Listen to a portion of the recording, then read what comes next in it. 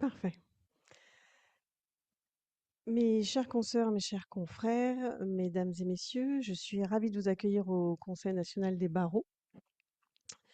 Je suis Nawal Oumer, présidente de la commission égalité du Conseil national des barreaux, et nous vous accueillons aujourd'hui parce qu'il nous paraissait indispensable de se réunir, en tout cas, voilà, de prévoir un événement pour fêter le 125e anniversaire de l'entrée des femmes dans la profession d'avocat. Je ne vais pas être très très longue dans ce propos inductif et ce mot d'accueil parce que nous avons la chance d'avoir beaucoup d'intervenantes très prestigieuses et dont les propos sont très, je pense, enrichissants pour notre réflexion sur ce sujet. Et je voulais juste vous rappeler qu'on est jour pour jour à 125 ans d'une loi qui a autorisé les femmes et qui en tout cas qui a ouvert aux femmes, l'accès, au barreau. Alors je vous fais juste pour rappel, hein, mémoire, des noms, les plus connus qui sont attachés, à cet événement. La première consoeur, en tout cas celle qui a prêté serment, donc le 6 décembre 1900 est Sonia Olga, Balachowski-Petit. Et vous connaissez forcément, la très célèbre Jeanne Chauvin qui, plaidera pour la première fois quelques semaines après, cette loi qui a ouvert, les portes de la profession d'avocat, aux femmes. Profession qui existait depuis plusieurs centaines et depuis plusieurs siècles, hein, plusieurs centaines d'années, mais ça n'est que très récemment que nous l'avons intégrée. Et en 125 ans, nous sommes désormais majoritaires numériquement. Pour autant, nous sommes majoritaires, est-ce que nous sommes égaux et égales? Ça sera un petit peu le sujet des interventions que vous aurez, que vous écouterez aujourd'hui.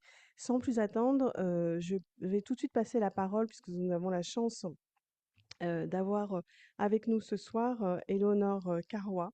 Je vais commencer par dire qu'elle est avocate, mais surtout ministre déléguée auprès du ministre de l'Europe et des Affaires étrangères, chargée de la francophonie et des partenariats internationaux et des Français de l'étranger, qui est avec nous à distance de fait, et qui je cède immédiatement la parole pour un autre propos introductif et pour nous faire partager en tout cas son regard sur ce sujet de l'égalité dans la profession d'avocat, mais au-delà et peut-être avec un regard international ou en tout cas de droit comparé, comme on pourrait dire chez nous assez régulièrement sur la question. Madame la ministre, je vous cède la parole.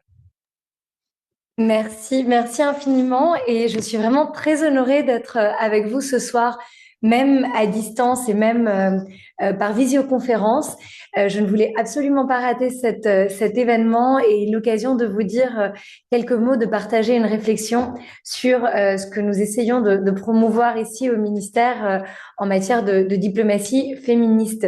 Parce que je pense qu'il faut marquer chacun des anniversaires, chacun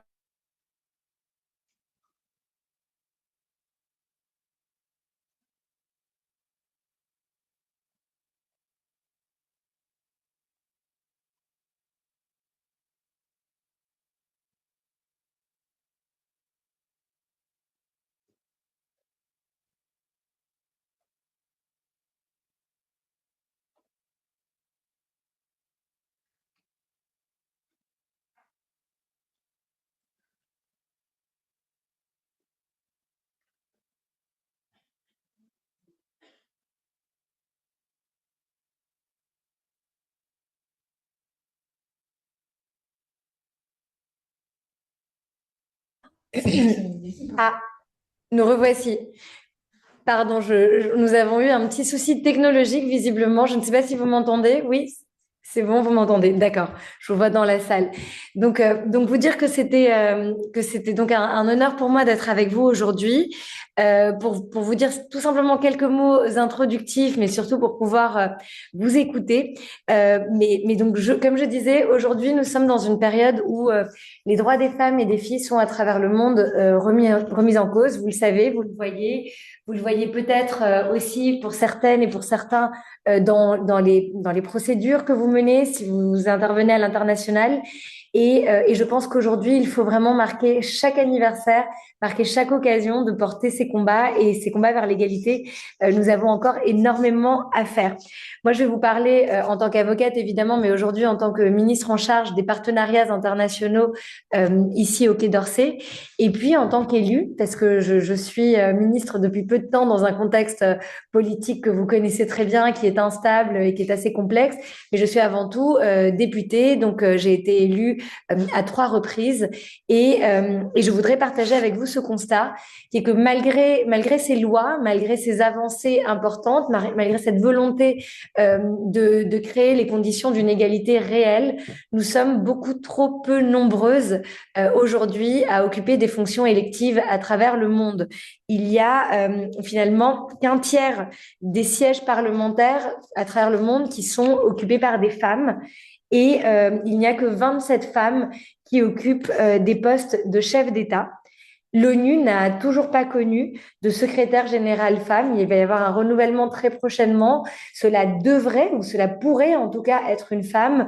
Moi, je pense qu'il ne faut pas avoir peur d'insister sur le fait que les instances multilatérales doivent être aussi dirigées par des femmes. C'est pas une question évidemment de discrimination positive, ni d'injustice, ni autre. C'est vraiment un constat qui est que malgré toutes les lois qu'on a fait, malgré le fait qu'on est aujourd'hui en France à plus de 20 ans de nos lois constitutionnelles sur l'égalité, on se retrouve quand même avec des femmes très largement sous-représentées.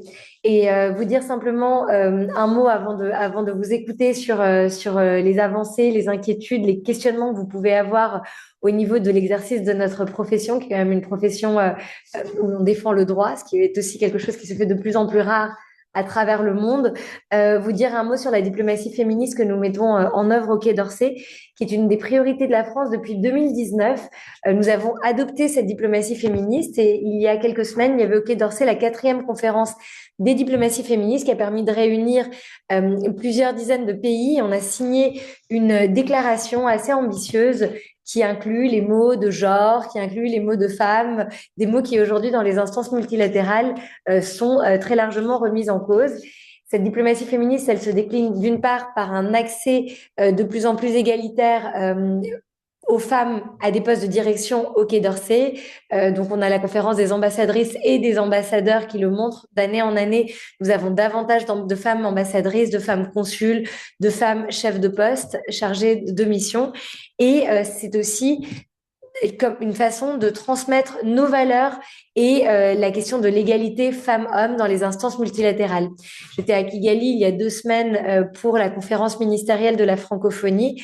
Elle était axée justement sur l'égalité femmes-hommes et pour certains pays aujourd'hui, le fait de poser comme point de départ de nos réflexions politiques, de nos réflexions en vue de la paix dans certaines zones du monde, la région des Grands Lacs, que ce soit le Proche-Orient ou l'Ukraine, de les regarder sous un angle résolument et assumé féministe était une première et pas toujours quelque chose qu'ils avaient l'habitude de faire. Et je pense que c'était une conférence ministérielle de la francophonie très positive de ce point de vue-là, parce que c'était aussi l'occasion d'aborder la question sous cet angle.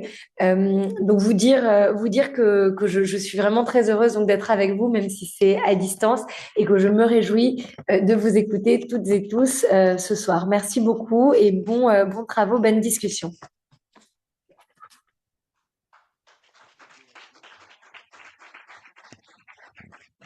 Je, je remercie Madame la Ministre de ce propos introductif, sans plus attendre, parce qu'encore une fois, je vous l'ai dit, nous avons de nombreux intervenants que nous avons hâte d'entendre sur les différents sujets. Je vais passer la parole immédiatement à mon confrère Carmon de Sèze, donc avocat à Paris, membre de la commission égalité, qui va donc présider, en tout cas aux échanges de la première table ronde.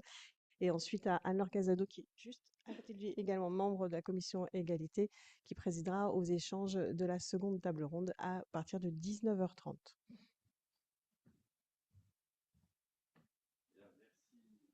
Merci Nawen pour cette heureuse initiative de colloque. Donc nous allons nous consacrer dans la première table ronde à oser l'égalité, dépasser les freins, changer les codes. Euh, ce que je vous propose, c'est de vous présenter les intervenants, de vous donner quelques éléments chiffrés et puis de céder rapidement la parole. D'abord, Hélène Fontaine, qui est vice-présidente de la Commission des Affaires internationales et du CNB, membre de la Commission Communication institutionnelle, surtout ancien bâtonnier de Lille, et puis voilà, une autorité morale de la profession, donc votre parole est attendue, chère Hélène. Aurélie Guémouri-Krief, vous êtes associée du cabinet de conseil Plein Sens. Vous êtes spécialiste des ressources humaines et des problématiques d'accompagnement des transformations dans les organisations. Et chère Morgane Boucher, ancienne avocate, qui a rejoint le Bureau Veritas en 2022 pour y occuper les fonctions de compliance officer après avoir exercé dans les cabinets notamment Auguste et Debouzy. Donc, quelques sujets, c'est que c'est difficile évidemment de regarder ce que c'est que l'égalité sans s'intéresser d'abord à la démographie. Donc, aujourd'hui, en tout cas au 1er janvier 2000, on peut estimer qu'il y a plus de 60% d'avocats qui sont des femmes au niveau national, hein. Elles étaient 57,8% de la profession en 2023, ce qui est un écart intéressant, c'est qu'il faut comparer avec les chiffres 10 ans auparavant, où elles étaient 53,3%. C'est-à-dire que non seulement la démographie de la profession s'accroît, mais dans cet accroissement, la féminisation connaît un accroissement supérieur à la moyenne. Or, dans un sondage qui avait été mené par l'Union des jeunes avocats en 2024, il y a des données alors, qui relèvent plus du ressenti que de la comptabilité pure, mais qui indiquent que 73% des sondés dénoncent un problème d'évolution et que la parentalité reste un frein à la fois massif et genré, vous l'avez compris, au détriment des femmes.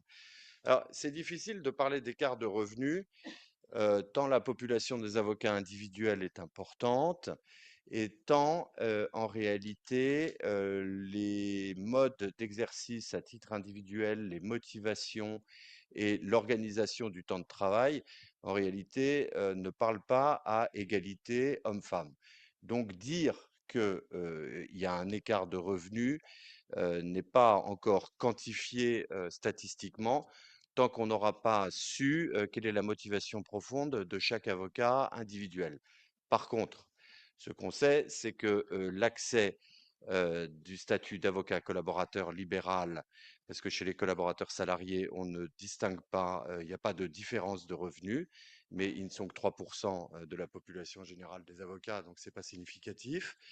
Mais l'accès à l'association reste compliqué pour les consoeurs. Et cependant, il faut nuancer ça aussi selon la taille des cabinets, parce que les impératifs légaux et les bonnes pratiques sont distincts. Ainsi, l'accès à l'association dans les grands cabinets est-il en nette amélioration par rapport à ce qu'il a longtemps été? Voilà, j'ai peut-être déjà trop parlé, mais on va avoir un temps de parole, sinon paritaire, au moins équivalent pour chacune des intervenantes. Je note d'ailleurs que ce soir, je suis le seul homme et donc je vous dis combien je suis honoré d'avoir été convié à intervenir. Mais c'est peut-être révélateur de l'intérêt qu'on porte au sein de la profession à cette question, qui n'est pas qu'un cri, qui n'est pas qu'un appel, mais et si ce n'était que ça, il faudrait déjà l'entendre, mais un réel problème, et je vois mon ami Benjamin Fiedler, un vrai problème d'attractivité de la profession. Un double problème d'attractivité en fait. Combien de femmes, malgré la féminisation croissante, se refusent à devenir avocat parce qu'elles savent ou pensent, on verra à la fin des débats laquelle des deux hypothèses il faut retenir, qu'elles n'auront pas un traitement égal avec les hommes, contrairement à ce qu'elles projettent au monde de l'entreprise qui, lui, connaît des contraintes juridiques. Et puis, deuxième problème d'attractivité, combien de femmes restent dans la profession ou s'en vont parce qu'elles subissent une inégalité de traitement. Voilà les différentes questions qui seront posées ce soir, outre la créativité de chacune des intervenantes. Et chère Hélène, je te cède la parole. Merci beaucoup, cher Carbon. Merci de m'avoir invité d'ailleurs. Voilà. C'est important, je pense, de célébrer cette journée parce que la place des femmes dans la profession est vraiment une question, une réelle question. C'est-à-dire que tu viens de citer l'ensemble des chiffres, le fait que la profession se féminise, mais ce qui est vrai, c'est que peu accèdent en fait à des responsabilités. Ceci étant, je trouve qu'il y a quand même une évolution, parce que, moi j'ai débuté en 1990 et c'est vrai qu'on était beaucoup plus d'hommes que de femmes et on a vu quand même cette évolution. J'ai été donc la 1re bâtonnière à Lille et je me suis rendu compte à ce moment-là qu'en réalité, c'était compliqué de devenir, enfin d'être candidate pour être bâtonnier. Je vous donne une petite anecdote. J'étais dans la salle de convivialité du barreau de Lille, puisque je suis de Lille, et je me souviens qu'on voyait la liste des candidats, et sur la liste des candidats, il y avait mon nom, et un confrère derrière moi était juste derrière moi, et vient dire, bah, maintenant, si on en vient à devoir désigner ou voter pour des femmes, où va-t-on? Donc ça, c'est quelque chose qui m'avait vraiment beaucoup marqué parce que je n'imaginais pas qu'on pouvait penser de cette façon-là en réalité. Donc ça a commencé comme ça.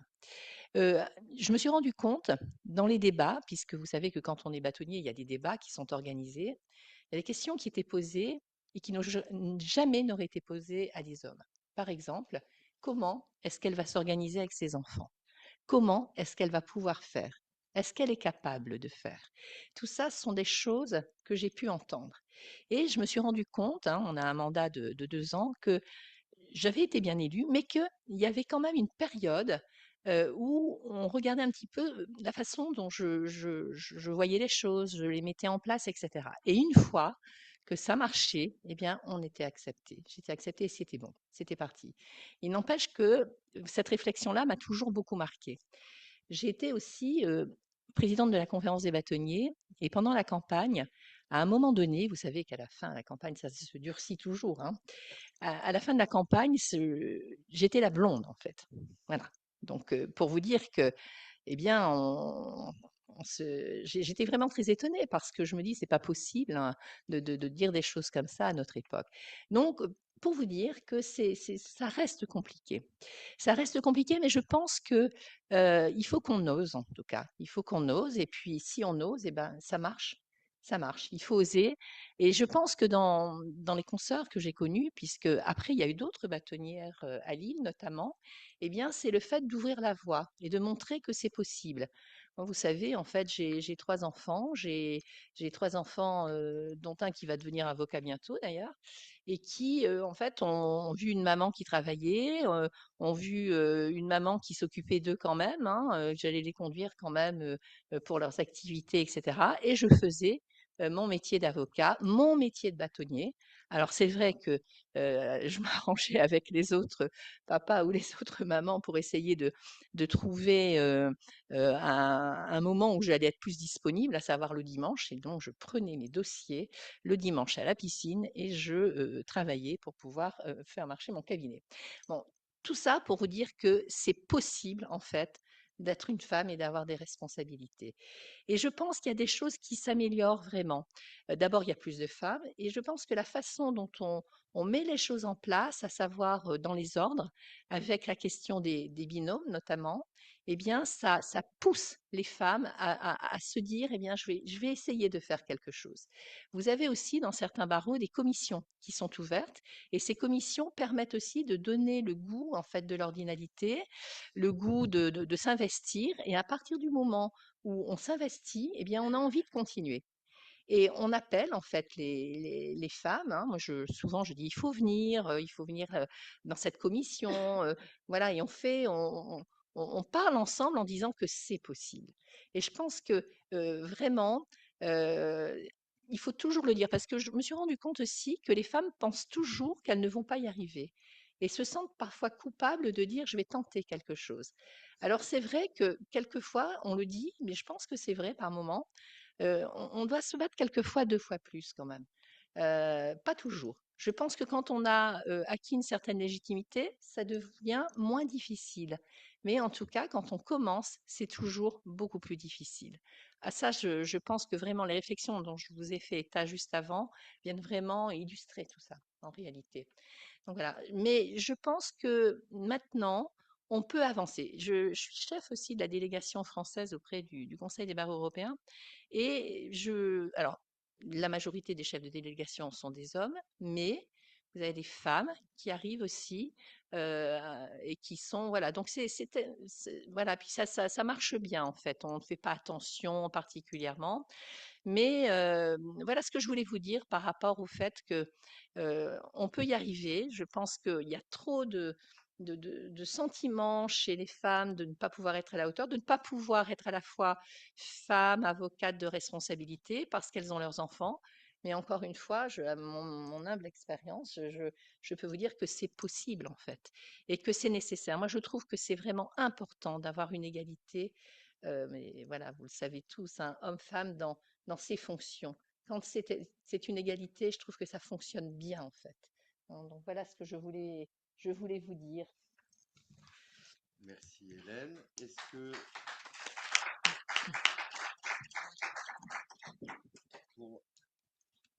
pour la série des questions, je propose qu'on fasse d'abord un tour complet. Est-ce que vous voulez poursuivre?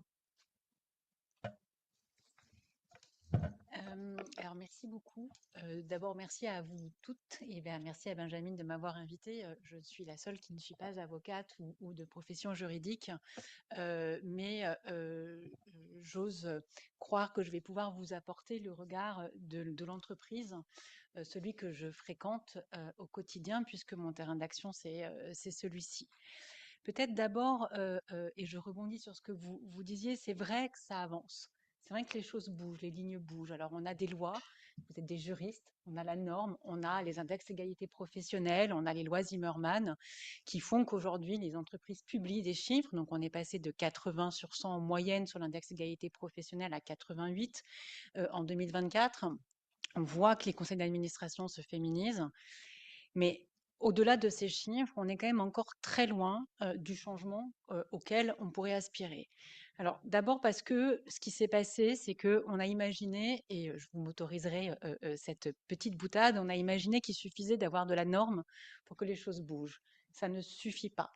Il faut, c'est certain, maintenant s'attaquer aux questions structurelles et organisationnelles dans l'entreprise et ces freins, ces biais qui aujourd'hui empêchent malgré tout les femmes d'avoir accès ou d'oser, de se sentir libre, de se sentir en capacité d'avoir un monde du travail qui corresponde à ce à quoi elles aspirent. Peut-être quelques chiffres à partager avec vous. On est encore aujourd'hui à 14% d'écart de salaire entre les femmes et les hommes, ce qui n'est pas négligeable. On a aujourd'hui 57% des entreprises qui déclarent avoir moins de 30% de cadres dirigeants dans leurs instances et, et 38% qui en ont moins de 30 dans les instances et les comités des conseils d'administration. Donc les femmes sont là, certes, et je pense que c'est le sujet qui nous occupe en partie ce soir, mais elle reste encore très éloignée des instances de pouvoir. Et donc le sujet, c'est comment on ramène les femmes dans ces lieux de pouvoir, comment on donne la possibilité aux femmes de dépasser ces freins structurels, et ça va passer forcément par un changement de culture et par un changement d'organisation. Alors vous avez évoqué le barreau. Il y a quand même, certes, on ne peut pas tout comparer, mais enfin quand même, on a plus d'une profession qui est féminisée à plus de 50% et à peine 38% des femmes qui sont associées au barreau de Paris. C'est quand même un chiffre, je trouve, intéressant à noter. Et puis, peut-être dernier chiffre à partager là avec vous pour brosser un tableau et après, j'espère qu'on pourra passer sur les leviers sur lesquels on peut agir. Aujourd'hui, les femmes sont toujours et encore confrontées au sexisme ordinaire, la blonde. Et quand on regarde les dernières études, 46% des femmes disent avoir été victimes de propos sexistes dans la dernière année, ce qui est quand même énorme. Alors, propos sexistes, on entend quoi? On entend blagues, on entend références potentielles au fait qu'il y ait des enfants. Ben, voilà, on est 46% des femmes qui ont été confrontées et ce chiffre monte encore quand on est manager qui, en plus d'être éventuellement confronté à des propos sexistes, vivent quand même des biais de représentation très très fort sur leur disponibilité, sur leur culture plus douce, qui serait ici pas forcément, leur donnerait pas forcément la possibilité de faire comme les hommes. Bref, en introduction, ce qui moi me semble important, c'est que certes, on a des avancées, certes, aujourd'hui, on est capable de dire que le droit fait bouger les choses, que la culture de la transparence a permis de mettre le sujet à l'agenda, encore plus qu'il ne l'était avant, mais encore aujourd'hui, on est plutôt sur des sujets d'indicateurs que sur des sujets de transformation profonde des organisations du travail.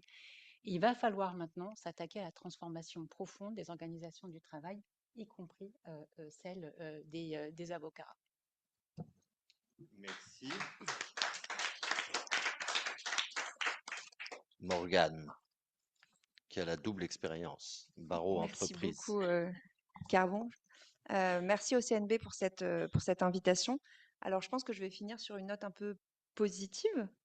Moi, je n'ai pas quitté la profession d'avocat pour des questions liées à l'égalité ou à la parentalité. D'ailleurs, je rêve du jour où on décorrélera la question de l'égalité femmes-hommes de celle de la parentalité.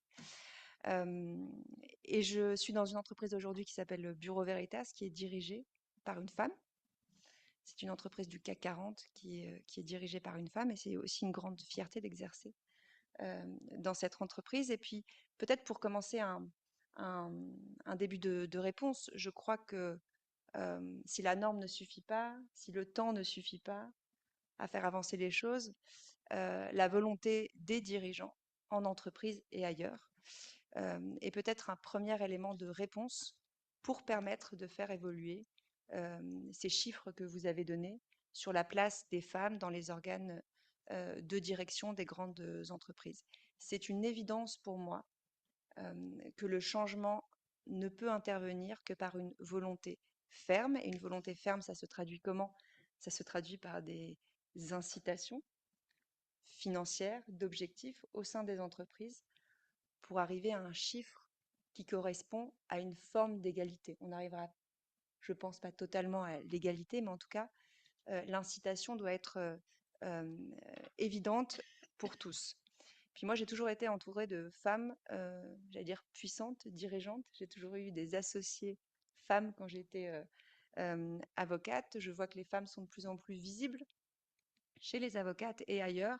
Et je crois que on le voit quand on va sur les réseaux sociaux et sur LinkedIn notamment. Moi, je suis réjouie de voir toutes ces femmes compétentes, puissantes, visibles, qui osent le dire, qui osent se montrer. Je crois que c'est une belle avancée aussi de ces dernières années. Et puis, il y a quelques jours, au Women's Forum, la patronne d'Eramet, il me semble, a eu cette réflexion qui me paraît intéressante et peut-être une piste de réflexion, qui disait que pour avoir des belles carrières, les femmes devaient aussi bien s'entourer, à commencer par celles qui, à commencer par j'allais dire, les conjoints qu'on choisit dans notre vie pour nous soutenir. Et c'est un premier élément de réflexion qui me paraît intéressant, puisque individuellement, on peut tous faire quelque chose, collectivement aussi, par l'ordre, par le CNB, par les instances dirigeantes des entreprises, mais peut-être commencer par soi, et que pour se voir grandir soi-même, il faut aussi bien s'entourer. Voilà pour mes quelques propos.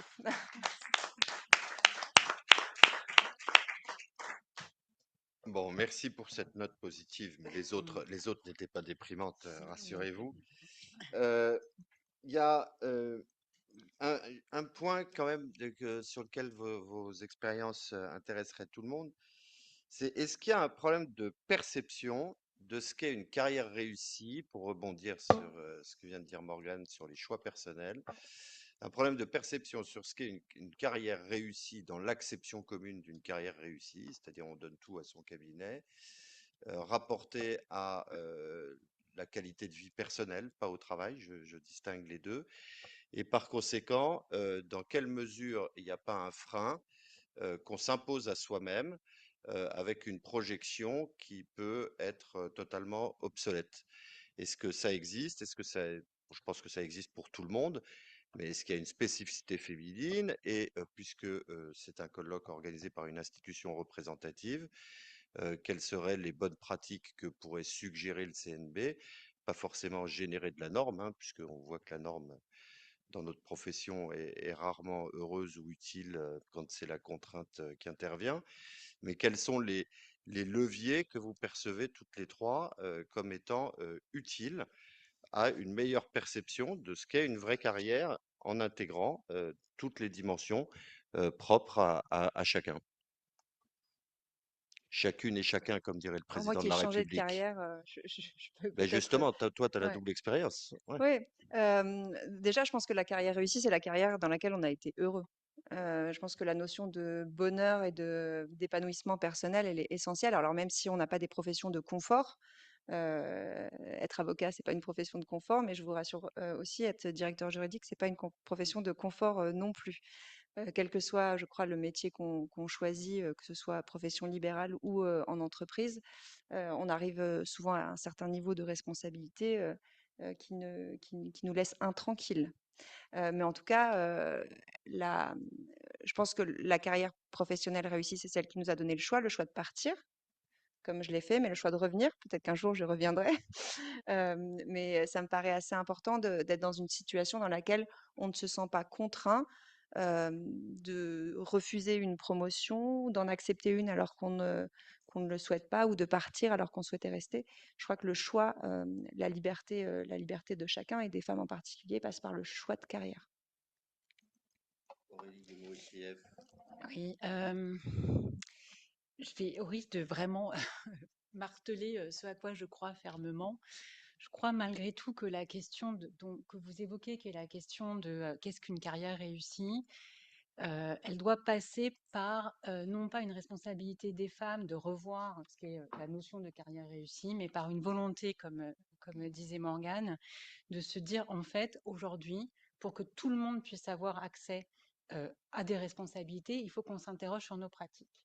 Quand la culture de la disponibilité est la seule qui est promue dans un cabinet ou dans une entreprise, quand la question des horaires de réunion n'est pas mise sur la table, quand la question de ce qui fait assertivité n'est pas remis en question, alors les femmes ne peuvent pas se projeter.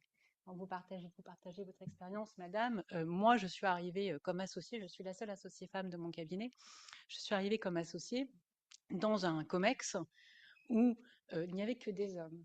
Et la façon dont la parole était répartie, la façon dont on s'interpellait, la façon dont on discutait m'était profondément étrangère. Je n'avais aucun des codes qui étaient présents dans ce cercle de pouvoir, dans ce cercle de gouvernance. Après quelques semaines un peu difficiles, je ne le cacherai pas, en appréhendant ces réunions, j'ai mis les pieds dans le plat. Et j'ai dit, en fait, je ne peux pas discuter comme vous discutez. Non seulement je ne peux pas, mais je ne sais pas discuter comme vous discutez. Donc, est-ce qu'à un moment donné, on peut se refixer des règles collectives pour le bien commun, pour le bien de tous, qui est de se dire, en fait, comment on se parle? Quel est le temps de parole qu'on s'attribue? Comment on s'écoute? Comment on va à un moment donné poser des ordres du jour qu'on va respecter? Parce que c'est la possibilité pour chacun de pouvoir arriver avec des dossiers préparés. Donc, c'est des petites choses, mais qu'est-ce qu'une carrière réussie? Moi, je pense que tout ça, ça améliore la qualité de vie au travail. Et si ça améliore la qualité de vie au travail, ça améliore la capacité des femmes à se projeter dans une carrière à responsabilité. Bon, merci d'avoir souligné que les comex de mecs n'ont pas d'ordre du jour. Euh, Hélène. Oui, moi je pense qu'il faut tout le temps rester soi-même. Ça me paraît important. Je pense que quand on est soi-même, on peut naturellement en fait avancer dans une carrière sans forcément s'en rendre compte d'ailleurs. Parce que on commence et puis on voit qu'on avance et on se rend compte après quand on réfléchit à pourquoi on a pu avancer, qu'en fait on a trouvé des personnes qui nous ont fait confiance, il y a eu des circonstances qui ont fait que, eh bien, on a pu avancer. Mais c'est surtout avoir confiance en soi et quelquefois il y a des doutes quand même, hein, mais avoir confiance en soi, dire que c'est possible et rester soi-même. Vraiment, ça me paraît essentiel. Et pour répondre à la question de Carbon par rapport à qu'est-ce qui pourrait être fait par le CNB pour améliorer les choses, notamment, je pense que ça se fait déjà, mais peut-être l'améliorer encore, c'est dans les écoles d'avocats, pouvoir, dès le départ en tout cas, dire au début, présenter les institutions, mais je pense que ça se fait déjà, en tout cas, je sais que dans certaines écoles, ça se fait, et donner le goût, en fait, de s'investir. C'est ça. De, voilà, faire venir des personnes pour témoigner, pour dire que c'est possible. Et puis, voilà, il y a plein de possibilités de s'investir, hein. Il y a des possibilités ordinales, syndicales, il y a plein de choses, en fait, hein. Donc, et je pense qu'il faut dire à ces jeunes, allez-y, parce que je trouve que ces jeunes ont beaucoup de capacités justement pour le faire. Moi, je crois beaucoup dans ces jeunes avocats qui arrivent parce que je les trouve bons d'abord. Et puis, je trouve ils sont très altruistes en réalité. Et je pense que c'est l'occasion d'utiliser cela pour vraiment montrer à ces jeunes élèves avocats qu'il y a des possibilités de s'investir dans la profession. Et donc, ça veut dire aussi qu'à partir du moment où il y a énormément de femmes, eh bien, vous avez des femmes qui vont monter automatiquement. Et peut-être, pardon, si j'ai un complément de réponse, si la question était plutôt celle de ce que pourraient faire les instances, dans l'accompagnement des femmes, dans la, j'allais dire la prise de pouvoir, mais en tout cas le développement de leur carrière, il me semble qu'il y a il y a des pistes qui peuvent être explorées sur la manière dont on peut accompagner aussi les femmes et tous ceux qui le souhaitent à peut-être avoir j'allais dire monter une marche, avoir des clés dans l'accompagnement, le leadership. Nous, dans l'entreprise, on a la chance d'avoir ce genre d'accompagnement et c'est très précieux. J'allais dire, au rythme de croisière comme dans la tourmente, d'être accompagné par des personnes dont c'est le métier. Et, euh, et ça pourrait être j'allais dire, un accélérateur de carrière pour celles qui le souhaitent. Oui, mais j'ai une question pour toutes les trois à cet égard. D'abord, moi, je crois que c'est pas toujours aux institutions de fournir les clés. Par contre, de fournir l'information, oui, ça, je vous rejoins. Et quand c'est pas fait à l'école, c'est fait à la prestation de serment et notamment par la présentation du réseau associatif. Notamment, je pense à une association comme Femmes et Droits, etc., qui prennent en main ce genre de choses et elles le font depuis longtemps. Donc moi, ce qui m'intéresse plus, c'est pourquoi, puisque vous faites toutes les trois un tableau d'inégalité, pourquoi, à votre avis, malgré les méthodes dispensées, malgré les partages de retours d'expérience, malgré le soutien des réseaux, hein, il y a des réseaux féminins quand je pense au barreau de Paris et ils fonctionnent et c'est heureux. Mais pourquoi donc ça va moins vite dans la profession d'avocat que dans la société française? Au-delà, et pas seulement avec la barrière de la norme qui s'impose à l'entreprise et ne s'impose pas au barreau, en tout cas dans les cabinets en dessous d'une certaine taille. Mais donc, puisqu'on a une profession majoritairement féminine, puisqu'on a un réseau associatif qui donne les clés d'accès à l'égalité, pour être encore plus direct, pourquoi les femmes ne s'en emparent pas et pourquoi serions-nous toujours en retard, si on le croit, par rapport au reste de la société civile française et notamment, je pense à la société économique. Je pense qu'il y a quelque chose qui va faire évoluer les choses, c'est l'intelligence artificielle. Parce que ça va faire gagner du temps.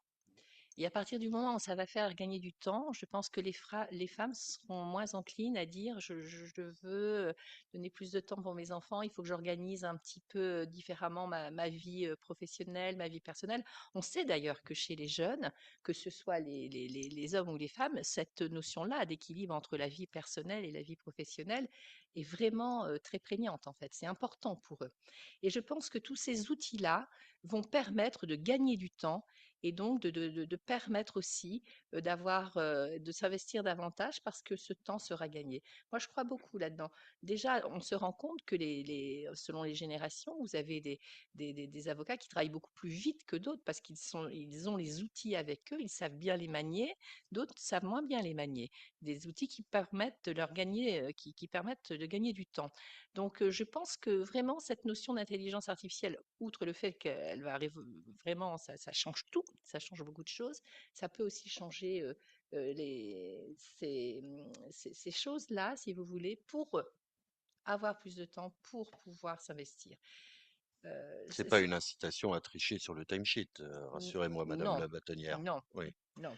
Mais je pense que ça va faire gagner du temps. On se rend compte, hein, quand on commence à l'utiliser, le temps que ça permet Oui, de mais gagner tout quand le même. monde en gagne. Les hommes aussi gagnent du temps avec Bien l'IA. sûr. Non, mais non, mais à partir du moment où on dit pourquoi est-ce que certaines femmes viennent dire bah, je m'investis moins, c'est parce que elles se disent, je pense, même si les hommes maintenant ont complètement leur part aussi dans l'éducation des enfants, se disent voilà, c'est d'abord bah, la priorité, c'est mes enfants. Voilà, c'est ça. Et je pense que c'est la question du gain de temps qui va faire beaucoup changer les choses, à mon avis. Merci. Alors, je connais pas suffisamment bien la profession d'avocat.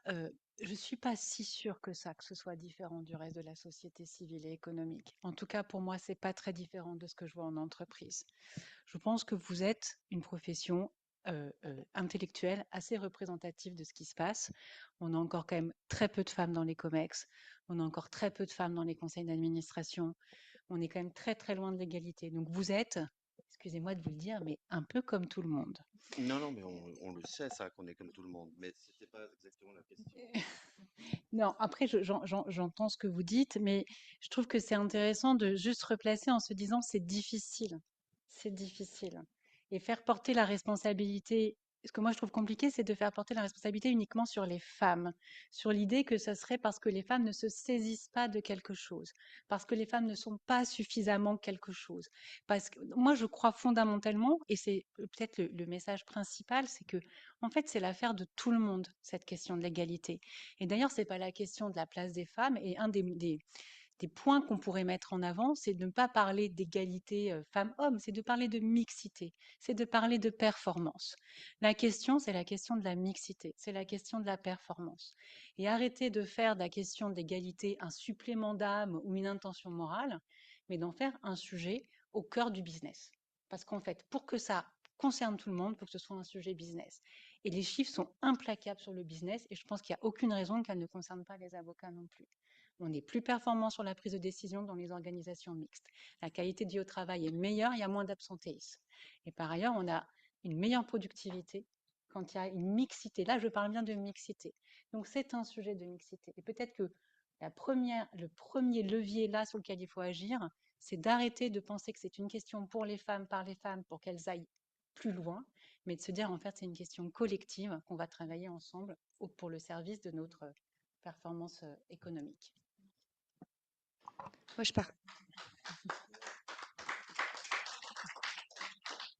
Oui, je partage ce qu'a dit Aurélie. Je pense qu'il faut être attentif à chaque instant au sujet d'égalité. Mais ça veut dire quoi concrètement? Ça veut dire être attentif aussi quand on intervient dans des panels et des séminaires. Donc là, c'est raté parce qu'on est beaucoup de femmes, mais c'est une attention particulière quand on les organise ou quand on y participe, de suggérer des femmes aussi qui peuvent participer à ces événements qui donnent de la visibilité. Et puis dans nos organisations aussi, quand on est avocat associé, quand on est dirigeant, on embauche. Donc c'est nous j'allais dire, assurons cette égalité. C'est nous qui pouvons donner des promotions. On va parler de rémunération, il me semble, mais c'est aussi nous qui fixons les rémunérations et les augmentations. Je pense qu'on a une responsabilité aussi individuelle, au-delà de la responsabilité collective, qui est juste dans notre vie quotidienne, professionnelle et personnelle, pour faire en sorte que les femmes, j'allais dire, aient des exemples chaque jour. Ça aide quand on voit la visibilité de certaines femmes et nous, à titre individuel, dans le petit pouvoir qu'on peut avoir, faire en sorte d'arriver à cette égalité-là. Merci, Morgane. Et avant la table ronde numéro 2, est-ce qu'il y a des questions pour nos intervenantes, notamment sur cette notion de, même si nous n'en sommes pas le reflet, de mixité organisationnelle? Moi, j'avais une question Mais parce c'est que révélateur hein, qu'on n'en soit pas le reflet. vous avez dit toutes les deux, et Aurélie Guémouni et Morgane Boucher, qu'il fallait des incitations, qu'il fallait une politique incitative en fait pour arriver à cette égalité ou cette mixité. Vous avez parlé de l'index égalité au sein des entreprises et moi je me questionnais sur la transposition de cet index égalité au sein des cabinets. Est-ce que le fait d'imposer une politique qu'on a pu appeler de discrimination positive avec des quotas, avec une publication des rémunérations, pour s'assurer que les rémunérations à poste égal sont égales, enfin tout ce que contient l'index égalité, est-ce que c'est transposable au sein des cabinets d'avocats? Est-ce que bon, c'est souhaitable, je sais qu'une grande partie de la profession y est complètement opposée, dans le sens où un avocat est un homme libre et on n'a pas à dire au cabinet ce qu'ils font et comment ils gèrent leur structure. Mais est-ce que ça fait partie des politiques incitatives, en tout cas, qui a eu un effet au sein de l'entreprise et qui pourrait éventuellement en avoir un au sein des cabinets? Alors, je sais pas s'il faut transposer l'index égalité professionnelle. En revanche, il y a quand même des choses qui vont dans ce sens-là, qui sont intéressantes à regarder. Dans les COMEX ou dans les instances de gouvernance, il y a quand même des bonnes pratiques. Parmi les bonnes pratiques, c'est les revues de rémunération systématiques. Déjà, se poser la question des écarts de rémunération, d'avoir une revue de rémunération. La question des dossiers stratégiques, de la répartition des dossiers stratégiques. Se dire, en fait, on se dote d'une culture de prévention, d'une culture de mixité. On est attentif collectivement, on en fait une responsabilité. Et c'est des choses qui sont très faciles à mettre en place, qui ne sont pas forcément faites aujourd'hui, qui est de se dire, OK, donc on regarde nos promotions, on regarde les salaires, et puis on les travaille. Bien, on n'est pas là, on n'est pas parfait, personne n'est parfait, mais on travaille, on se fixe des objectifs. Et on travaille cette transparence sur la façon dont les dossiers, les responsabilités sont partagées et les rémunérations sont mises en place. Et puis après, alors ça ne concerne pas les cabinets d'avocats, mais je pense qu'on fait des objectifs.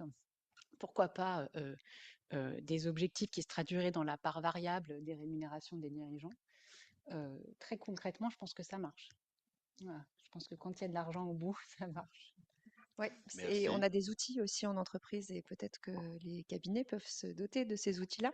Moi, alors j'ai changé de poste, mais c'est mon ancien poste, j'avais 40 personnes à la direction juridique de la France sous ma responsabilité.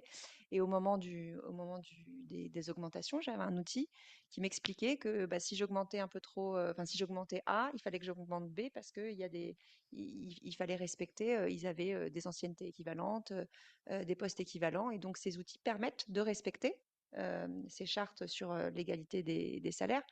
Et je pense que c'est tout à fait transposable sans qu'il y ait de sanctions dans les cabinets, mais qu'ils aient simplement la connaissance, comme tu le disais, des écarts de rémunération qu'il peut y avoir.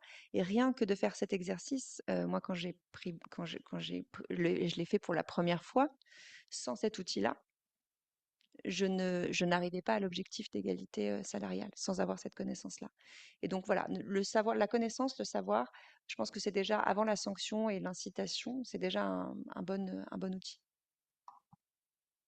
Et pour conclure, une question mais avec des réponses très rapides de toutes les trois, s'il vous plaît. Mais Madame le bâtonnier, on sera attentif. Donc, la loi Taubira permet d'accéder à la parité dans les institutions représentatives parce qu'il y avait un retard à combler. Mais si elles sont représentatives et qu'on tient compte de la démographie professionnelle, est-ce que c'est normal que les femmes ne soient pas à 60% dans les institutions représentatives de la profession,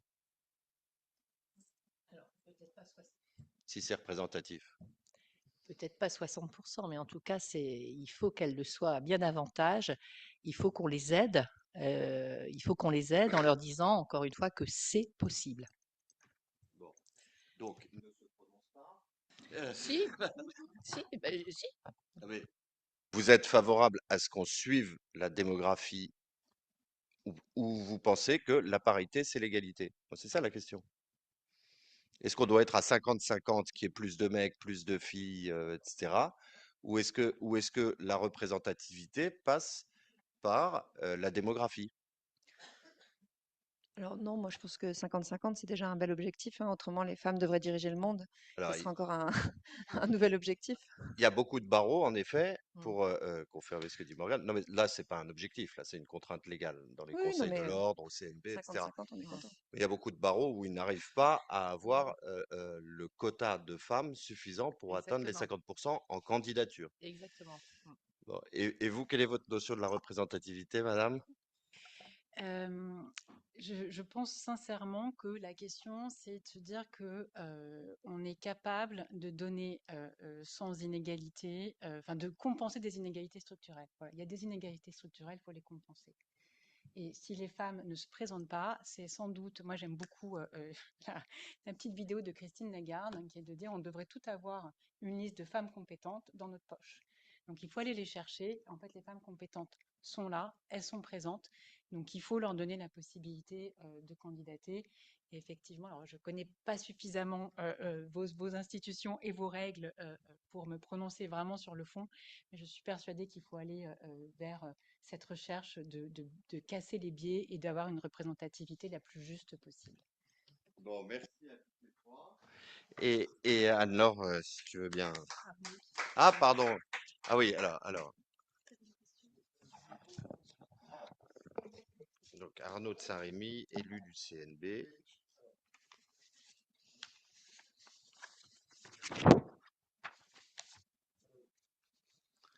Ok, tu veux la poser maintenant, ta question? Tu peux venir ici, hein. On n'est pas si nombreux.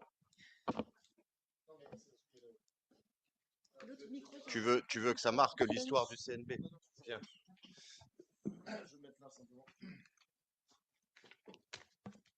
Oui, j'ai la chance, je le dis comme ça, j'ai la chance de faire partie des élus du Conseil national des barreaux qui siègent au Conseil à l'égalité. Ce que vous disiez, Aurélie, est très très juste. Et au Conseil à l'égalité, on a un rapport très intéressant dont je voudrais vous faire part. C'est l'état des lieux du sexisme en France. Et avec des chiffres qui sont sidérants. 94% des femmes de 15 à 24 ans considèrent qu'il est plus difficile d'être une femme aujourd'hui qu'avant. C'est très exactement 14 points de plus qu'en 2023. Tandis que 60% des hommes considèrent que c'est plus facile. Et même 13% des hommes Plus facile d'être une femme ou un homme précis? d'être une femme qu'un homme. Et 13% considèrent qu'il est plus difficile d'être un homme qu'une femme. Et puis, on a dans notre société et dans des discours politiques complètement décomplexés, un retour en force de ce que on considère comme étant le masculinisme, avec des mouvements antiféministes, anti-genre, qui influent considérablement dans l'esprit des plus jeunes. Et j'attire votre attention sur une étude qui a été récemment publiée, pourtant elle est ancienne, c'est une étude sociolinguistique où la plupart des mots argotiques sont sexistes et visent les femmes. En réalité, il est là le problème, et je voudrais savoir, ma question est la suivante, c'est est-ce que finalement, pour lever les freins et améliorer les codes, c'est pas un changement fondamental de notre société et des plus jeunes, et je suis élu au CNB, groupe de travail droits des enfants, qui vous le dit, où ça doit être en réalité travaillé dès le départ dans cette société qui est en train de changer, avec un discours qui est très inquiétant, avec une peut-être d'ailleurs outre-Atlantique, je le dis comme je le pense. Est-ce que c'est pas là en fait qu'on pourra lever enfin ces freins? Bon, alors est-ce que ça- moi je pense que la simple question évidemment induit la réponse et que ça pourrait être un propos conclusif de notre table ronde, mais est-ce que vous voulez intervenir sur la réflexion Non, mais d'Arnaud? je suis d'accord. Quand on parle de chacun doit faire sa part, il y a aussi l'éducation dès le plus jeune âge, évidemment, qui doit, qui doit impacter l'évolution sur ce point-là. Mais moi, je vous dis, que ce soit dans les cabinets d'avocats ou en entreprise, c'est des choses qui existent encore. Ces réflexions, et ne serait-ce que quand on prend des postes à responsabilité, où on nous explique que, bah, dis donc, ils avaient bien besoin de femmes pour compléter leur comité de direction. C'est des choses qu'on entend encore et qu'on entendra encore tant que j'ai peut-être une génération. Laissons-nous 30 ans. Je vous promets que je serai courte. Je pense que ce que ça nous dit, c'est que c'est pas acquis. Voilà. Ce n'est pas acquis. On a pu croire à un moment donné que l'évolution était tellement à l'œuvre, que la vague était devant nous et que c'était bon, on y était. Et en fait, ça n'est pas acquis. Moi, je rejoindrai exactement ce qui vient d'être dit. En fait, il faut continuer à se battre beaucoup parce que contrairement à ce qu'on pensait, on pensait que c'était bon, mais en fait, c'est pas encore tout à fait bon. Il faut encore beaucoup se battre. Et ce que tu disais, Arnaud, est très vrai. On voit même les petites jeunes femmes qui craignent même pour sortir dans la rue, etc. Désormais, on voit à quel point maintenant cette notion de se battre pour ça, pour garder la place des femmes, est essentielle. Ça passe par l'éducation, ça passe aussi par le fait qu'il faut croire aussi en une société qui peut reconnaître effectivement la juste valeur des femmes. Bon, merci beaucoup à toutes les trois.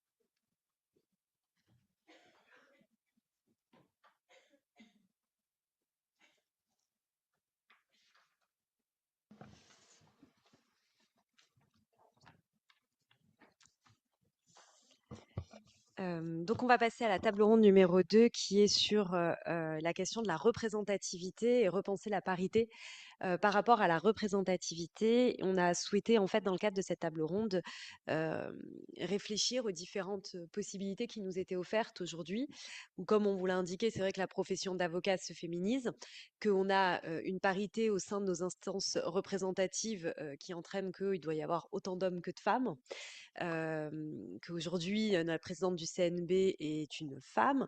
Mais pour autant, même si ces questions d'égalité sont présentes dans nos institutions, on se questionne quand même pour savoir sur est-ce que cette égalité permet la représentativité et est-ce que les femmes accèdent aux postes à responsabilité. C'est-à-dire que si on fait le bilan, aujourd'hui, sauf erreur de ma part, il y a eu 2 présidentes du CNB. Au niveau de la conférence des bâtonniers, alors j'ai pas réussi, mais pour moi, il y en a eu qu'une seule qui était Hélène Fontaine. Il y en a eu 2? Voilà, donc 2 seulement pour la conférence des bâtonniers aussi. Et au barreau de Paris, qui existe depuis des centaines d'années, il y en a eu 4 bâtonnières. Il y a rarement des femmes au poste de trésorier, au poste de secrétaire des finances, au poste d'ouverture de l'autorité de poursuite. Et c'est vrai qu'on peut se poser la question de savoir, OK, il y a une parité, mais est-ce que les femmes arrivent à accéder aux postes à responsabilité? Et pour y répondre, on s'est dit que c'est très bien d'y réfléchir en ayant de manière interprofessionnelle dans les métiers du droit. Et donc, nous avons la chance d'avoir parmi nous Madame la Présidente Ombeline Mahuzier du tribunal judiciaire de Colmar, qui a été présidente de l'association Femmes de Justice et qui est aujourd'hui membre du conseil scientifique de l'IERDJ. Et vous avez notamment participé à la rédaction du livre blanc de Femmes de Justice en 2024 sur une décennie de réflexion et de politique publique sur la parité et l'égalité au sein du ministère de la Justice. Nous avons également à nos côtés Élodie Frémont, donc, qui est notaire, qui est membre du Conseil supérieur du notariat et qui est en charge des questions d'égalité au sein de la profession des notaires. Et enfin, Estelle Molitor, qui est secrétaire générale au sein de la Chambre nationale des commissaires de justice. Et vous avez notamment organisé il y a peu une formation sur le leadership au féminin au sein de cette profession. Donc je vous laisse la parole. Je ne sais pas, peut-être Madame la Présidente, vous voulez commencer sur l'égalité, la parité, la représentativité au sein de ce métier qui est aussi très féminin. Oui, merci beaucoup de me donner la parole et puis l'opportunité d'abord de fêter avec les avocates et les avocats ce bel anniversaire de l'entrée des femmes dans l'avocature. Je dois dire, de mon point de vue de magistrate et de présidente, ancienne présidente de l'association Femmes de Justice, que les droits des femmes et l'égalité professionnelle dans les professions judiciaires doivent beaucoup aux avocates, puisque effectivement, elles ont ouvert la voie.